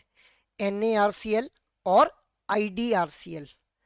NARCL इज, NARCL क्या है? National asset reconstruction company limited. IDRCL क्या है? India debt recovery company limited. ठीक है, NARCL is national asset reconstruction company limited, India debt reconstruction company limited. So bad bank का प्राइमरी बेनिफिट क्या देखने को मिलता है? What should be the right answer here? The right answer will be option number C, that is easing the provisioning requirement and capital erosion for the bank. अब देखिए जो भी एक बैंक की जो बैलेंस शीट होती है उसके अंदर हम लोगों को जो है वो एसेट्स भी देखने को मिलते हैं, कुछ गुड एसेट्स होते हैं, कुछ बैड एसेट्स होते हैं, ठीक है। इसके अलावा लाइबिलिटीज भी देखने को मिलती हैं, ठीक है। अब ये जो बैड एसेट्स हैं इनको परचेज कर लिया जाता है by these bad banks, so that एक बैंक की जो बैलेंस शीट है वहां से इनको वेव ऑफ कर दिया जा सके और सिर्फ गुड एसेट और लाइबिलिटीज ही वहां पे देखने को मिले। अब बैड एसेट्स अगर परचेज कर लिए जाएंगे बैड बैंक के द्वारा तो अल्टीमेटली जो बैंक्स हैं उनको प्रोविजनिंग की जरूरत नहीं पड़ेगी, ठीक है।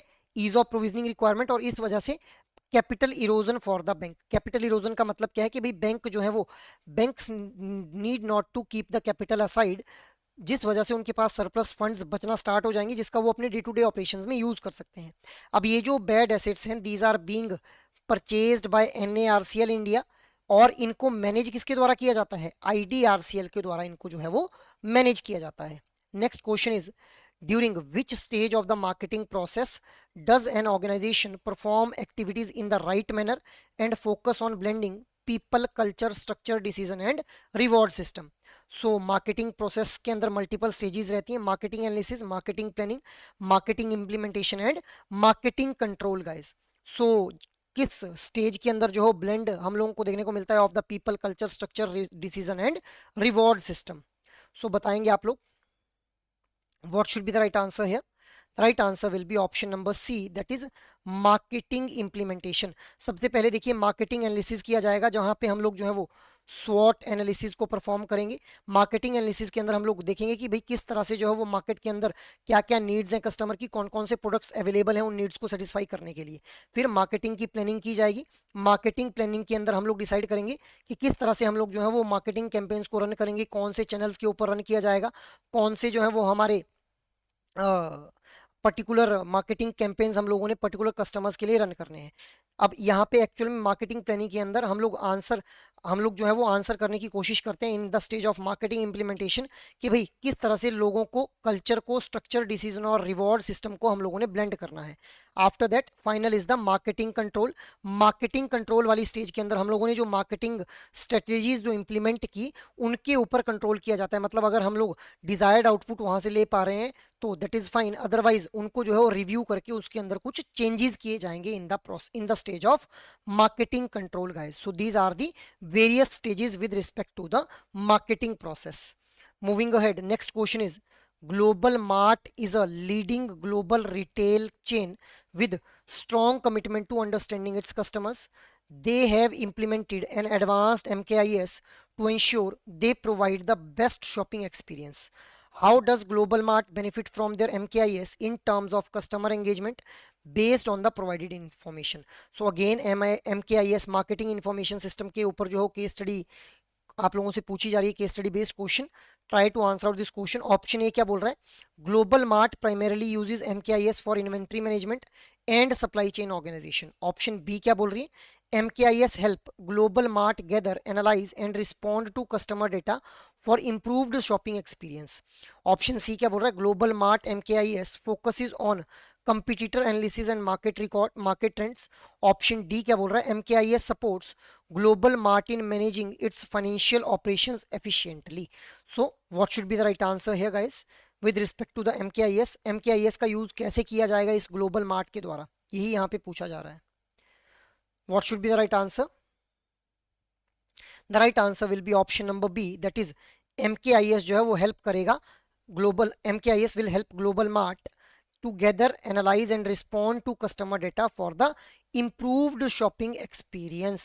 So marketing information system के थ्रू जो ग्लोबल मार्ट है वो कस्टमर्स के डेटा को गैदर करने में, एनालाइज करने में और रिस्पॉन्ड करने में टू देयर नीड्स हेल्प कर रहा होगा। सो ऑप्शन बी यहाँ पे बिल्कुल सही आंसर बन जाएगा guys.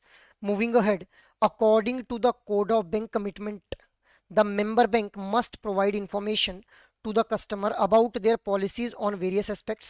Which of the following is not included in the list of policies that bank must display on their website? So code of bank commitment to customer के रिगार्डिंग अब यहाँ पे क्वेश्चन पूछा गया है कि कौन सी ऐसी पॉलिसी है जो बैंक को अपनी वेबसाइट के ऊपर डिस्प्ले नहीं करनी है। So customer protection policy, deposits, compensation, complaint about government policies. So बहुत ही कॉमन सेंस वाला ये क्वेश्चन हो जाता है। Try to answer out this question guys. What should be the right answer here? Okay, let us see the right answer. Right answer will be option number D, that is complaints about the government policies. So government policies की complaint के regarding कोई भी information जो है bank को अपनी website के ऊपर डिस्प्ले नहीं करनी पड़ेगी एज पर the code of bank commitment to the customer itself. ठीक है, ऑप्शन डी बिल्कुल सही आंसर बन जाएगा यहाँ पे। Moving ahead, next question is what can be said about the Sarfazi Act and its provisions? Sarfazi Act is securitization and reconstruction of financial assets and enforcement of security interest in India. So इसके regarding यहाँ पे question frame किया गया है। Sarfazi Act applies to movable assets only.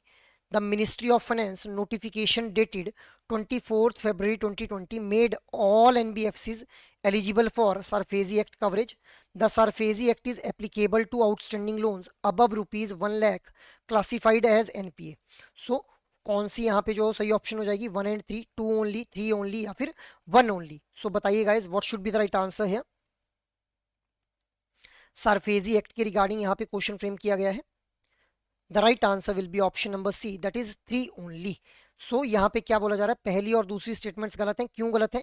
क्योंकि movable assets के ऊपर सिर्फ ये अप्लाई नहीं होता, immovable assets mortgage backed securities के ऊपर भी ये अप्लाई होता है। ठीक है, इसके अलावा the ministry of finance notified dated 24th February 2020 made all NBFCs eligible for the NBFC act coverage. बिल्कुल भी नहीं है ऐसा भी, सभी एनबीएफसीज को एलिजिबल नहीं किया गया है। नॉन बैंकिंग फाइनेंशियल कंपनीज को जो है वो एलिजिबल नहीं किया गया है इस नोटिफिकेशन के अकॉर्डिंग। इसके अलावा थर्ड स्टेटमेंट सही हो जाती है हमारी, क्योंकि सरफेजी एक्ट तभी एप्लीकेबल होगा जब उन लोन्स को रिकवर करने के लिए जिनका आउटस्टैंडिंग जो अमाउंट रहेगा, आउटस्टैंडिंग लोन जो रहेंगे उनका जो अमाउंट रहेगा वो 1 लाख से ऊपर रहेगा और उनको एनपीए क्लासीफाई कर दिया गया होगा। ठीक है, moving ahead, next question is in the context of retail loan on default which of the following fundamental requirement contribute to maintaining a sustainable borrower lender relationship? Select the correct statement here. Statement is credit is exclusively used for intended purpose. The borrower provides information about the security, hypothecation and business conducted as required. Statement 3 क्या बोल रही है? Changes in the interest rate do not affect the equilibrium of the repayments. Steep changes in the interest rate can lead to increase in the equated monthly installments. So बताइए guys, what should be the right answer here? Option A is 1 only, 1 and 3, 1, 2 and 4 या फिर 3 only. So what should be the right answer here? With respect to the retail loan or default ये question frame किया गया है, fundamental requirement पूछी गई है यहाँ पे। So right answer will be option number C, that is 1, 2 and 4. Client is exclusively used, credit is exclusively used for the intended purpose. ऐसा होना चाहिए तो एक अच्छा रिलेशनशिप मेंटेन रहेगा। The borrower provide information about the security and hypothecation और business conduct as the required. बिल्कुल, जो borrower है उसको सारी इन्फॉर्मेशन डिस्क्लोज करनी चाहिए बैंक के साथ, तब भी एक हेल्दी रिलेशनशिप रहेगा। Changes in the interest rate do not affect the equilibrium of the repayment. This is the incorrect statement guys, क्योंकि ये इम्पैक्ट करता है रीपेमेंट के जो भी हमारा रीपेमेंट का इक्विलिब्रियम रहता है। इक्विलिब्रियम का मतलब क्या है कि किस तरह से रीपेमेंट की जाएंगी, उसको इम्पैक्ट डेफिनेटली इम्पैक्ट पड़ेगा, क्योंकि इंटरेस्ट में अगर चेंज होगा तो रीपेमेंट के अंदर भी चेंज हम लोगों को देखने को मिलेगा। और फोर्थ स्टेटमेंट क्या बोल रही है? Steep changes in the interest rate can lead to an increase in the equated monthly instalment. Obvious सी बात है, अगर इंटरेस्ट रेट बढ़ेगा तो ईएमआई की जो वैल्यू रहेगी वो भी हम लोगों को बढ़ती हुई देखने को मिलेगी। सो ऑप्शन सी बिल्कुल सही हो जाएगा यहाँ पे। Next question is what is the minimum investment requirement for ARC in the security receipts issued by the trust for securitization under each scheme? So assets कितनी मिनिमम इन्वेस्टमेंट की रिक्वायरमेंट रहेगी asset reconstruction companies को in the security receipts के अंदर, उनको कितनी जो investment करनी पड़ेगी which are issued by the trust for securitisation? 10%, 15%, 20% या फिर 25%? सो बताइए guys, what should be the right answer है? डायरेक्टली फैक्ट बेस्ड क्वेश्चन आप लोगों से पूछा गया है। Right answer will be option number B, that is 15% जो मिनिमम इन्वेस्टमेंट की रिक्वायरमेंट रहेगी। Moving ahead, next question is which of the following is not a part of objectives of बीसीएसबीआई? BCSBI banking code and standard board of India का objective कौन सा नहीं है? Promote good and fair banking practices, increase transparency in dealing with the customers, enhance customer protection and awareness, foster competition among bank for higher profit. Not a part पूछा गया है, तो बताइए guys what is the right answer है? The right answer will be option number D, that is foster competition among banks for higher profit. So this is not the objective of BCSBI. BCSBI का objective क्या है कि भाई fairness promote करना banking codes के अंदर, customers के साथ ट्रांसपेरेंट वे के अंदर डीलिंग हो बैंक्स की, इसके अलावा कस्टमर्स को अवेयर किया जाए with respect to different kind of cyber frauds as well, ठीक है। So this were the major objectives of this BCSBI, that is Banking Code and Standard Board of India. Next question is, which type of mutual fund primarily invest in stock markets and its returns are based on the performance of the fund stock holding? So कौन से mutual fund जो है primarily जिनके अंदर हम लोग stock market के अंदर इन्वेस्ट करते हैं और जो रिटर्न रहती है वो स्टॉक होल्ड, जो फंड्स की स्टॉक होल्डिंग रहती है उसकी परफॉर्मेंस के ऊपर बेस्ड रहती है। So debt mutual fund, balance mutual fund, sectoral mutual funds या फिर इक्विटी म्यूचुअल फंड्स। सो बताएंगे आप लोग what should be the right answer है। Very easy question guys. The right answer will be option number D, that is equity mutual funds. Equity mutual funds के अंदर जो return रहती है that is based on the performance of कि किस तरह से जो funds है वो stock holding के अंदर perform कर रहे हैं, ठीक है। Moving ahead, next question is, a leading retail bank ABC Bank is considering implementing a comprehensive wealth management solution to enhance its services for the high net worth individuals and mass affluent clients. The bank aims to provide a diverse range of investment products, seamless transaction flow, and personalized financial planning. The bank's management believes that leveraging technology can create additional revenue streams and improve customer satisfaction. ABC Bank is planning to implement wealth management solution to cater to its high net worth individual customers and mass affluent clients. What is the primary objective of this implementation? To offer banking services exclusively to the corporate clients, to streamline internal operational processes, to provide a unified view of customers' portfolio across asset classes, to focus on the retail customer with the basic banking needs. So बताएंगे guys what should be the right answer. Again a case study based question for you. हाँ जी, primary objective क्या है इस implementation का, जो कि वो wealth management solution को इंप्लीमेंट कर रहा है for the catering of high net worth individual customers and mass affluent customers. So what should be the right answer guys? The right answer will be option number C, to provide a unified view of customers portfolio across asset classes. So customer का जो portfolio है उसका एक unified view provide करना है across asset classes, multiple asset classes के बीच में. सो that is why this option becomes the right one here. Question number 68 is, which of the following statement correctly reflects RBI guidelines on the sale of stressed assets by the bank? Option A is, bank must list asset annually and invite public bids and may receive bonds as a consideration from ARC. Banks are prohibited from using e-auction and must engage only in the private negotiation. Bond received from ARC as consideration are always treated as non-performing assets.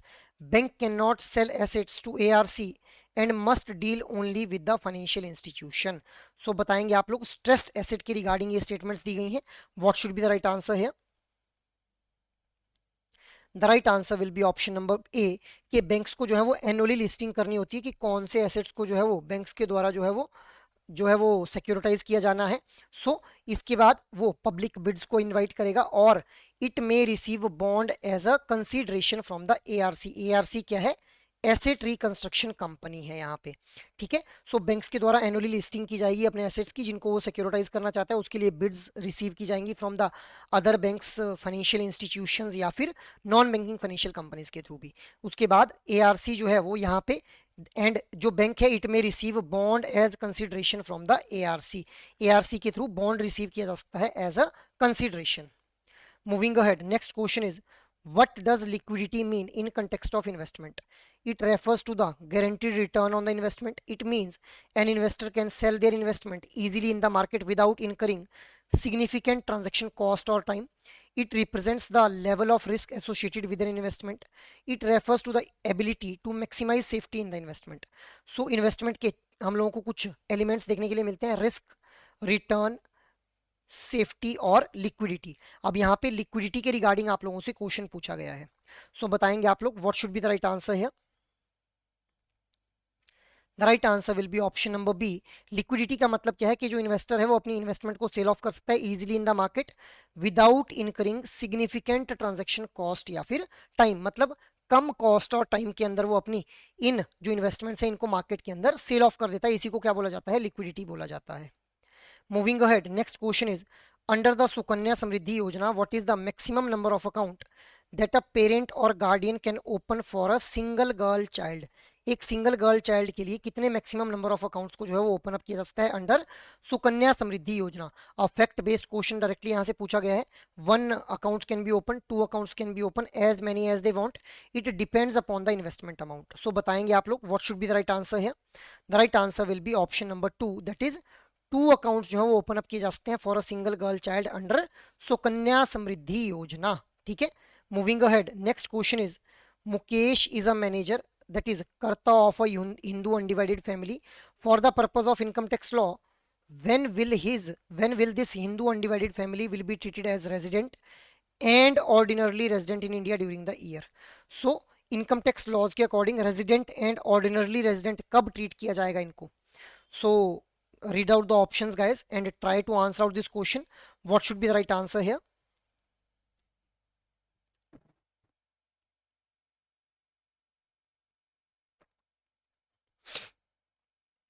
हाँ जी, बताएंगे आप लोग what should be the right answer? The right answer will be option number A। देखिए resident and ordinarily resident के लिए एक condition, दो conditions हमारे पास रहती है जिनको सेटिस्फाई करना पड़ता है। पहली क्या है कि भाई 10 साल में से 2 साल वो इंडिया का रेजिडेंट रहा होना चाहिए। ठीक है, जब भी वो रेलिवेंट, जिस immediately preceding the relevant year. दूसरी कंडीशन क्या है कि पिछले 7 सालों में से वो 730 दिन या फिर इससे ज़्यादा टाइम के लिए इंडिया में रहा होना चाहिए। ठीक है, immediately preceding the relevant year. So तब जो है उसको क्या ट्रीट किया जाएगा? Resident and ordinarily resident treat किया जाएगा। So I hope this thing is clear to you. It is again directly यहाँ पे एक फैक्ट बेस्ड क्वेश्चन बनाया गया है। मल्टीपल स्टेटमेंट बेस्ड क्वेश्चन जरूर है but it is a fact based question guys. Moving ahead, next question is what is product appropriateness, why is product appropriateness crucial for the success of retail banking? So product की appropriateness क्यों जरूरी है अगर हम लोग चाहते हैं कि रिटेल बैंकिंग की सक्सेस हम लोग देखना चाहते हैं? Option A is it reduces the number of customers in the bank, it helps retain existing customers, it eliminates the need for data analytics, it focuses on the corporate customers. So बताइए guys what should be the right answer है? The right answer will be option number B. It helps retain the existing customer. So अगर हम लोग जो है वो product की appropriateness क्यों ज़रूरी है हमारे सक्सेस के लिए रिटेल बैंकिंग के अंदर? क्योंकि एक एग्जिस्टिंग कस्टमर्स, अगर हमारा सही प्रोडक्ट हम लोग ऑफर करेंगे कस्टमर्स को तो जो हमारे एग्जिस्टिंग कस्टमर्स हैं वो हम लोग जो है वो इजीली उनको रिटेन कर पाएंगे। ठीक है, moving ahead, next question is Nexa Tech Solution is a technology driven company specializing in cutting edge solution. They have embraced a sophisticated MKIS to propel their marketing efforts to new heights. In the context of Nexa Tech Solution, how has the advanced MKIS transformed their approach to decision making as outlined in the provided scenario? Again MKIS based यहाँ पे question आप लोगों से पूछा गया है case study की form में। Your options are MKIS primarily caters to operational level decision focusing on the routine task. Nexa Tech Solution relies heavily on the external data sources for their advanced MKIS. Option C क्या है? The advanced MKIS has shifted focus from the strategic planning to the tactical execution. Option D क्या है? Nexa Tech Solution employs the advanced MKIS to analyze complex data for the strategy decision making. So what should be the right answer guys? हाँ जी, MKIS के regarding ये case study आप लोगों के पास दी गई है, बताइए क्या इसका सही आंसर बन जाएगा guys? The right answer will be option number D, that is जो नेक्सा टेक सॉल्यूशन है वो एम्प्लॉय करेगी the advanced MKIS to analyse complex data for the strategic decision making. क्योंकि देखिए MKIS के थ्रू अल्टीमेटली हम लोगों को डिसीजन मेकिंग करनी रहती है, तो हम लोग एडवांस MKIS का यूज करेंगे जिसकी हेल्प से हम लोग जो है कॉम्प्लेक्स डेटा का भी क्या कर पाए, एनालिसिस कर पाए और सही जो है वो डिसीजन मेकिंग कर पाए। ठीक है, ऑप्शन डी इसलिए हमारा सही आंसर बन जाएगा इस केस स्टडी के according. Next question is what is the significance of length of credit history on the borrowers credit score. एक अगर लेंथ ऑफ क्रेडिट हिस्ट्री हम लोगों को देखने को मिल रही है with respect to the borrower credit score, तो क्या सिग्निफिकेंस उसका देखने को मिलता है। New accounts have positive impact on the credit score, opening new accounts regularly improve the credit score, older account have no impact on the credit score, older account improve the credit score. So बताएंगे आप लोग what should be the right answer है। Credit history की अगर length of credit history हम लोगों को देखने को मिल रही है तो उससे क्रेडिट स्कोर कैसे इंपैक्ट होगा। What should be the right answer. The right answer will be option number D, क्योंकि देखिए जितनी ज्यादा लंबी क्रेडिट हिस्ट्री होगी मतलब उतना ज्यादा उसको जो है वो क्रेडिट प्रोवाइड किया गया है। अब अगर क्रेडिट बार बार प्रोवाइड किया जा रहा है it means he is repaying the credit in the stipulated period of time and in a disciplined manner. So option D बिल्कुल सही हो जाएगा यहाँ पे। नेक्स्ट क्वेश्चन इज द प्रधानमंत्री जीवन ज्योति बीमा योजना is primarily an insurance scheme offering what type of coverage? Health insurance coverage for critical illness, life insurance coverage for death due to any reason, pension benefit for senior citizens, accidental death and disability coverage. So बताएंगे आप लोग किसके लिए जो है वो किस तरह की कवरेज यहाँ पे प्रधानमंत्री जीवन ज्योति बीमा योजना के अंदर प्रोवाइड की जाती है। The right answer will be option number B, that is life insurance cover provide किया जाता है for death due to any reason. ठीक है, किसी भी कारण से अगर डेथ हो जाती है तो उस केस में जो है वो क्या किया जाता है, लाइफ इंश्योरेंस प्रोवाइड की जाती है अंडर प्रधानमंत्री जीवन ज्योति बीमा योजना। 2 लाख रुपीज तक का जो है वो सम इंश्योर्ड यहाँ पे बेनिफिशियरीज को प्रोवाइड किया जाता है guys. Moving ahead, next question is what is the primary factor that determines the success of 7 P's in the marketing mix? The profitability of the bank, the uniqueness of the banking product, the response and satisfaction of the customer, the number of branches the bank has. So 7 P's के बारे में हम लोगों ने पढ़ा था। 7 P's of marketing का जो सक्सेस है वो किस फैक्टर से डिराइव किया जाएगा, मतलब कब पता लगेगा कि भाई 7 P's का सही तरह से यूज किया गया है इस पर्टिकुलर मार्केटिंग कैंपेन के अंदर। सो बताएंगे आप लोग what should be the right answer here. The right answer will be option number C, that is the response and satisfaction of the customer. Customer का जो रिस्पॉन्स और जो सेटिस्फेक्शन लेवल रहेगा वहीं से समझ आएगा कि कितनी बढ़िया तरीके से हम लोगों ने इन 7 P's को यूटिलाइज किया हुआ है। Moving ahead, next question is what determines the success of various phases in the product life cycle. अलग अलग फेजेस हम लोगों को प्रोडक्ट लाइफ साइकिल में देखने को मिलते हैं, introduction stage, growth stage, maturity stage और डिक्लाइन स्टेज। सो क्या डिटरमाइन करता है इन फेजेस के अंदर जो सक्सेस रहती है, consumer perception only, packaging strategies only, repositioning strategies only, proper approach by the marketer and strategies. So बताएंगे आप लोग what should be the right answer. बहुत ही इजी क्वेश्चन है guys. Right answer will be option number D, that is proper approach by the marketer and strategies. यहीं से हम लोगों को समझ आएगा कि भाई हमारा जो अलग अलग प्रोडक्ट लाइफ साइकिल की जो अलग अलग स्टेजेस हैं उनके अंदर किस तरह से जो है वो सक्सेस हम लोगों ने अचीव करनी है।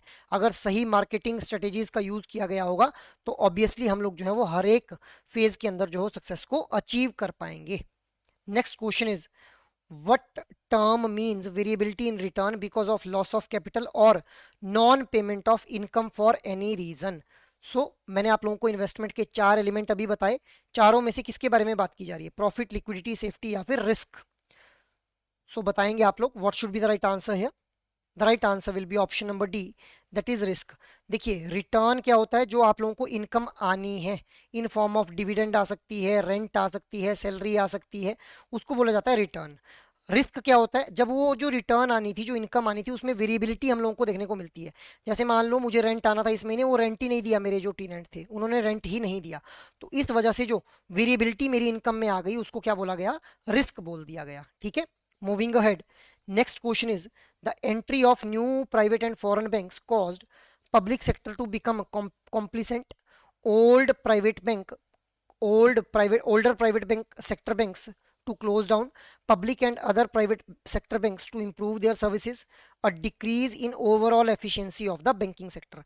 बताएंगे आप लोग नए प्राइवेट बैंक्स और फॉरेन बैंक्स की एंट्री से क्या इंपैक्ट हम लोगों को देखने को मिला इंडियन रिटेल मार्केट बैंकिंग के रिस्पेक्ट में। Right answer will be option C, that is public और जो ओल्डर प्राइवेट सेक्टर बैंक्स थे उनको अपनी सर्विसेज को इंप्रूव करना पड़ा जैसे ही न्यू प्राइवेट और फॉरेन बैंक्स की एंट्री होती है हमारी रिटेल बैंकिंग मार्केट के अंदर। Moving ahead, next question is out of 4 subsystems of MKIS, which one typically includes data on the sales turnover, cost, cash flow and account receivable? Internal record system, marketing intelligence system, marketing research system, marketing management and science system. So बताइए guys, what should be the right answer here? Sales turnover, cash flow और account receivables किस particular subsystem का part बनते हैं?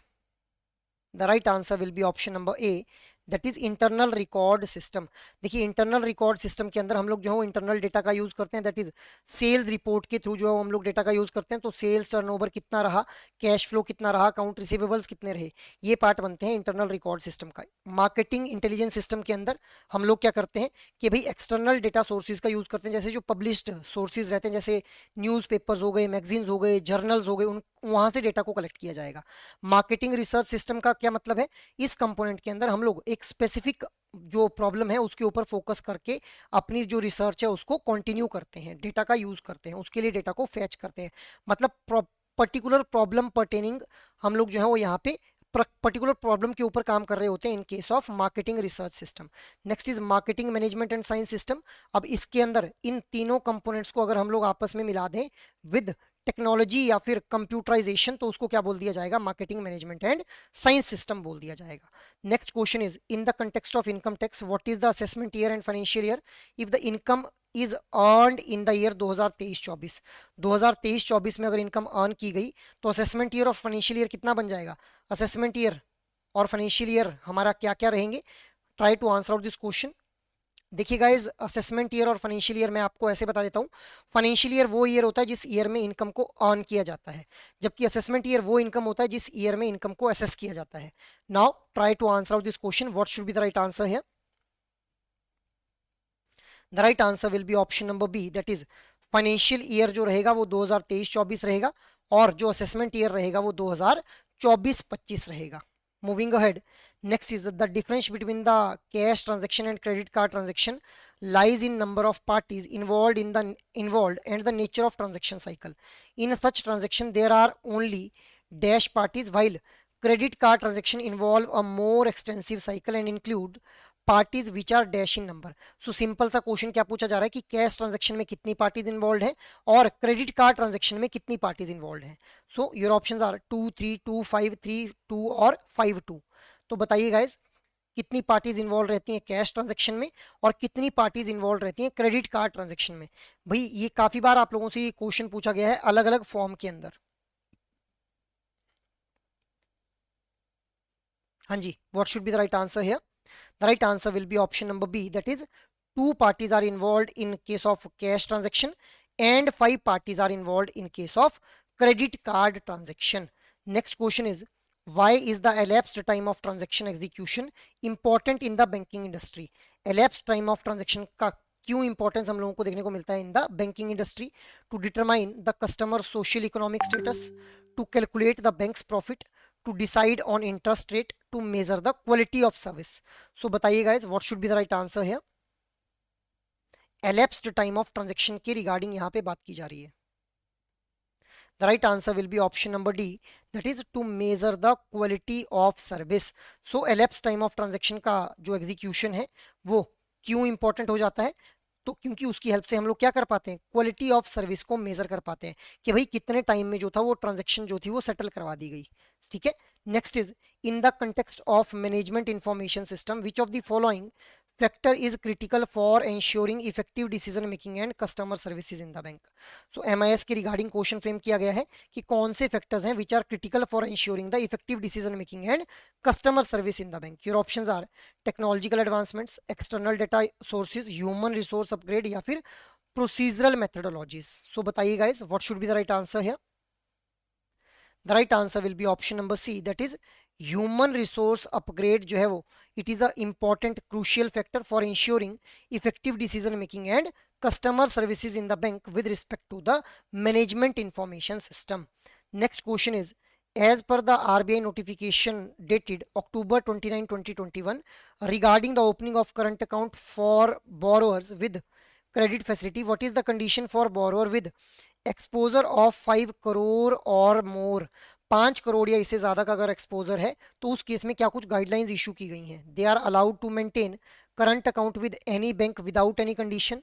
They can maintain current account with any bank having CC या overdraft facility provided that the bank holds at least 5% of the exposure. Option C क्या बोल रहा है, they are restricted from maintaining current account, they need to obtain approval from the RBI for opening the current account. So बताइए guys what should be the right answer. Right answer will be option number B. अब देखिए जब भी एक individual का जो exposure है banking system के अंदर, अगर वो 5 करोड़ से कम है, अगर वो 5 करोड़ या इससे ज्यादा है, तो उस केस में वो करंट अकाउंट उसी बैंक के साथ मेंटेन कर पाएगा जिस बैंक के द्वारा एटलीस्ट 5% ऑफ द एक्सपोजर उस इंडिविजुअल कस्टमर को प्रोवाइड किया गया है, और कैश क्रेडिट या फिर ओवरड्राफ्ट फैसिलिटी भी उस बैंक के द्वारा जो है वो मेंटेन की जा रही है. ठीक है, that is why option B will be the right one. और अगर ये एक्सपोजर 5 करोड़ या इससे कम है, तो जिस दिन ये बढ़ जाएगा 5 करोड़ से, उस दिन उस इंडिविजुअल को पर्टिकुलर बैंक को जो है वो इन्फॉर्म करना पड़ेगा. ठीक है, moving ahead, next question is, according to RBI guidelines, what is the significance of judgment dated 15th April 2014 in case of National Legal Service Authority versus Union of India and others. So national legal service authority versus union of India and others का जो case था, इसके अंदर क्या significant judgement हम लोगों को देखने को मिली. It emphasises guidelines for land mortgage banks, it emphasises the opening of current account for government entities, it designates transgender person as the third gender, it introduces new forms and application for the bank. So बताइए guys what should be the right answer here. किसके बारे में ये judgement हम लोगों को देखने को मिली. The right answer will be option number C. It designates transgender person as a third gender. So National Legal Service Authority versus Union of India case के अंदर ट्रांसजेंडर्स को जो था वो थर्ड जेंडर डेजिग्नेट कर दिया गया था. Next question is, which of the following statement about current deposit account is true. Current deposit account promote saving habits. There is a fixed deposit for holding a current account. Current deposit account charge interest on the deposits. Minimum balance requirement are lower than the saving account. तो बताइए guys, बहुत ही simple question है. Features of current deposit के regarding ये question पूछा गया है. What should be the right answer. The right answer will be option number C. देखिए पहली स्टेटमेंट क्या बोल रही है, current deposit account promote saving. नहीं भाई, सेविंग अकाउंट प्रमोट करते हैं ना सेविंग हैबिट को. तो there is fixed period for holding a current account, बिल्कुल भी ऐसा नहीं है.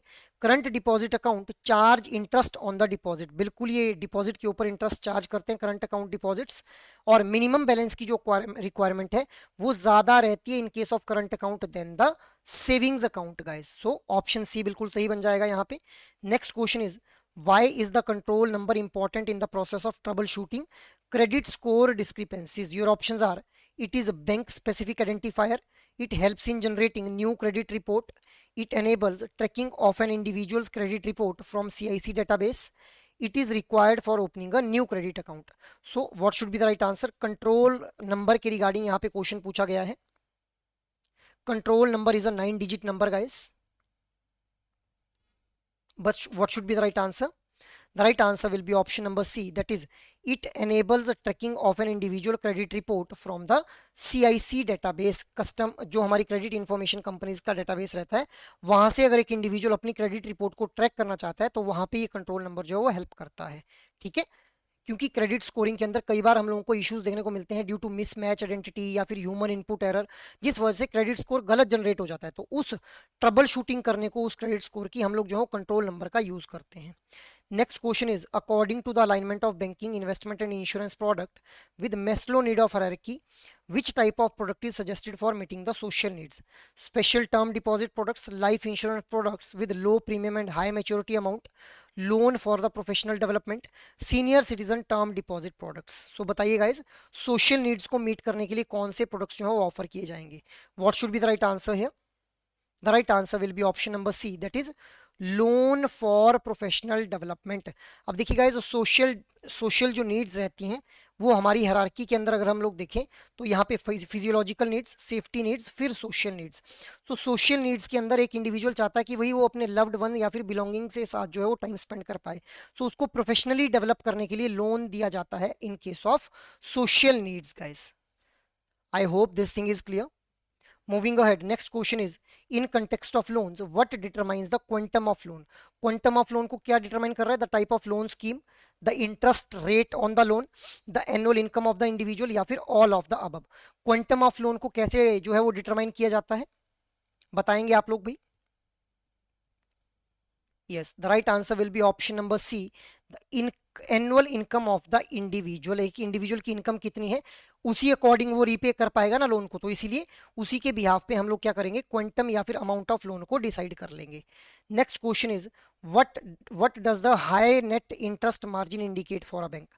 हम लोगों को नेट इंटरेस्ट मार्जिन अगर बैंक का हाई है तो वो क्या इंडिकेट कर रहा है एक बैंक के लिए, inefficient management and potential loss, well managed bank and potential future profitability, ठीक है, या फिर लो interest income and financial instability, small average total cost and limited operations. So net interest के रिगार्डिंग यहाँ पे नेट इंटरेस्ट मार्जिन के regarding पूछा गया है कि अगर एक नेट इंटरेस्ट मार्जिन बैंक का बढ़िया है, ठीक है, या हाई नेट इंटरेस्ट मार्जिन है, तो उस केस में वो क्या इंडिकेट कर रहा है, what should be the right answer है।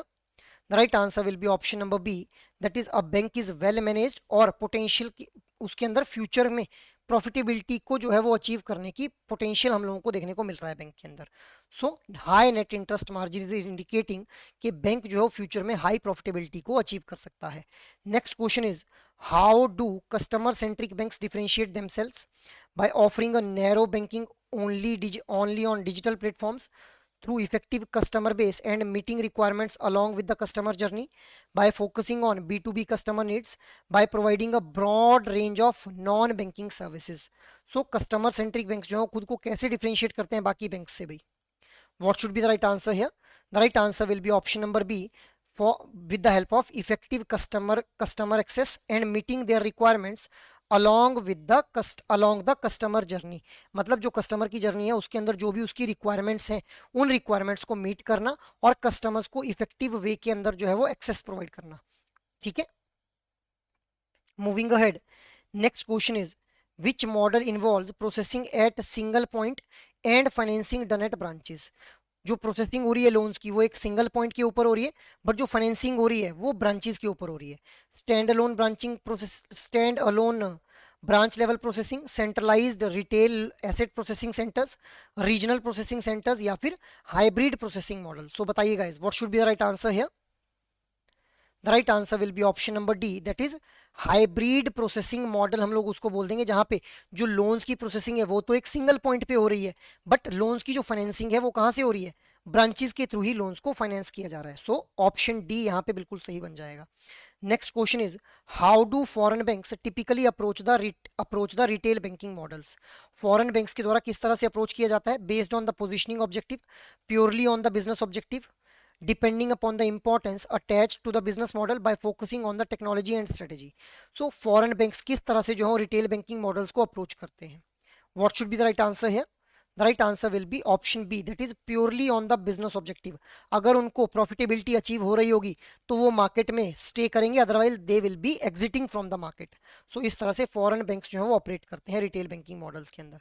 Moving ahead, which of the following is emphasized as a crucial measure for cyber security in banking and financial sector। so cyber security के respect में हम लोग कौन से फैक्टर को जो है वो क्रूशियल मेजर मानेंगे यहाँ पे, continuous monitoring of networking configurations, implementation of advanced technologies, expansion of digital banking services, increasing the number of bank branches। cyber security के टर्म में कौन सा crucial measure रहेगा यहाँ पे, what should be the right answer guys? The right answer will be option number B, that is implementation of advanced technologies। हम लोग advanced technologies का यूज करेंगे जिससे हम लोग अपना जो हमारा साइबर सिक्योरिटीज, साइबर जो हमारा प्लेटफॉर्म है उसको और ज़्यादा सिक्योर बना पाएं with respect to the banking and financial sector. Next question is what is the primary concern. Primary concern क्या देखने को मिलता है for the banks in managing risk in the retail banking business. जब भी रिटेल बैंकिंग बिजनेस के अंदर risk को मैनेज करना है तो बैंक्स के लिए प्राइमरी कंसर्न क्या रहता है, market risk, liquidity risk, reputational, या फिर इंटरेस्ट रेट रिस्क। सो किस तरह का रिस्क बैंक को रहता है प्राइमरली कंसर्न के लिए, मतलब रिस्क तो ये सारे रहते हैं बट प्राइमरी कंसर्न का रिस्क कौन सा रहता है, what should be the right answer here? The right answer will be option number C, that is reputational risk हम लोगों को देखने को मिलता है। Moving ahead, next question is what is the primary focus of growth funds and speciality funds in context of equity investment.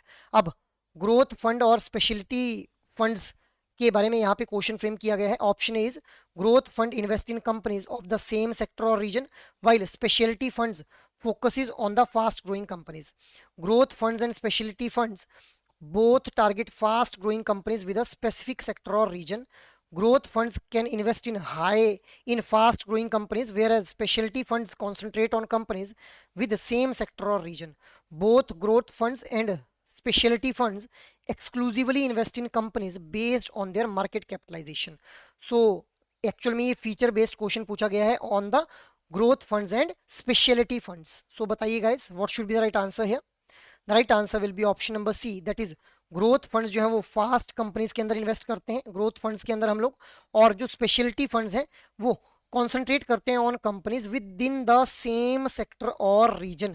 एक ही sector या फिर एक ही रीजन की कंपनीज के ऊपर फोकस किया जाता है in case of speciality funds. जैसे आईटी सेक्टर की कंपनीज पे फोकस कर लिया, माइनिंग सेक्टर की कंपनीज की फोकस कर लिया, ठीक है, सेमीकंडक्टर सेक्टर की फोकस कर लिया कंपनीज के ऊपर, ठीक है.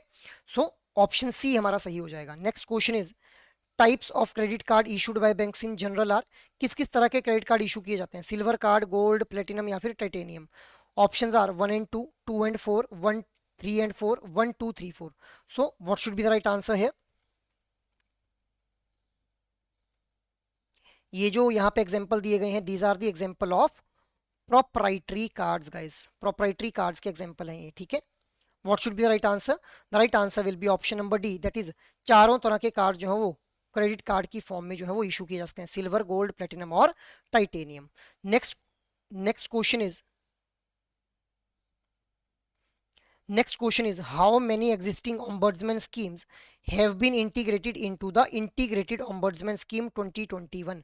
जो हमारी इंटीग्रेटेड ऑम्बर्ड्समैन स्कीम 2021 हम लोगों को देखने को मिलती है, उसके अंदर कितनी ऑम्बर्ड्समैन स्कीम को जो है वो इंटीग्रेट किया गया था.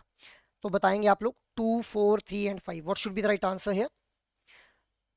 The right answer will be option number C. Already display हो चुका था यहाँ पे, बट अब कौन कौन सी 3 स्कीम्स थी उनके बारे में मैं बता देता हूँ आप लोगों को. ऑम्बर्ड्समैन स्कीम 2015, 2018 और 2019, ठीक है. So these were the schemes which were integrated in the integrated ombudsman scheme 2021 guys, ठीक है.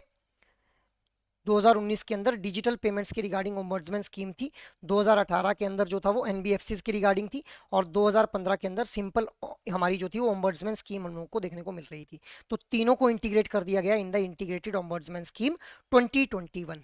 Next question is customer optimization is the essence of CRM and can be addressed through.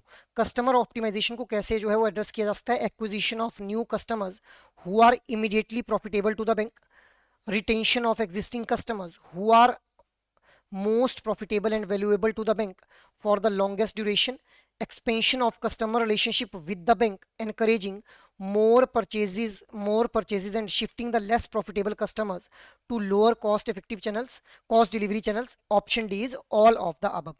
So बताइए guys, customer optimisation के regarding यहाँ पे question frame किया जा रहा है कि किस तरह से हम लोग जो है वो कस्टमर ऑप्टिमाइजेशन की जो एसेंस है उसको एड्रेस कर सकते हैं, ठीक है. Right answer will be option number D, that is all these given statements are correct. हम लोगों को न्यू कस्टमर्स को एक्वायर करना है जो कि who are immediately profitable to the bank. हम लोगों को एग्जिस्टिंग कस्टमर्स को रिटेन करना है who are profitable and valuable for the bank for the longer duration. इसके अलावा हम लोगों को कस्टमर रिलेशनशिप को भी एक्सपेंड करना है with bank, encouraging more purchases and shifting the less profitable customer to low cost delivery channels. मतलब जो हमारे less profitable customers हैं उनको हम लोग low cost delivery channels के through products and services provide करवा पाएं. So these are the factors जो कि एड्रेस किए जा सकते हैं with the help of customer optimization in the CRM guys. So option D बिल्कुल सही आंसर बन जाएगा. So that is all for today's discussion guys. I hope ये सेशन आप लोगों को अच्छा लगा हो. अगर ये सेशन आप लोगों को अच्छा लगा है तो आप लोग इस सेशन को जो है वो लाइक, शेयर और सब्सक्राइब जरूर कर लें, ठीक है. एंड आई होप कि आप लोगों के लिए ये सेशन काफी बेनिफिशियल रहेगा. That is all for this video session. Thank you.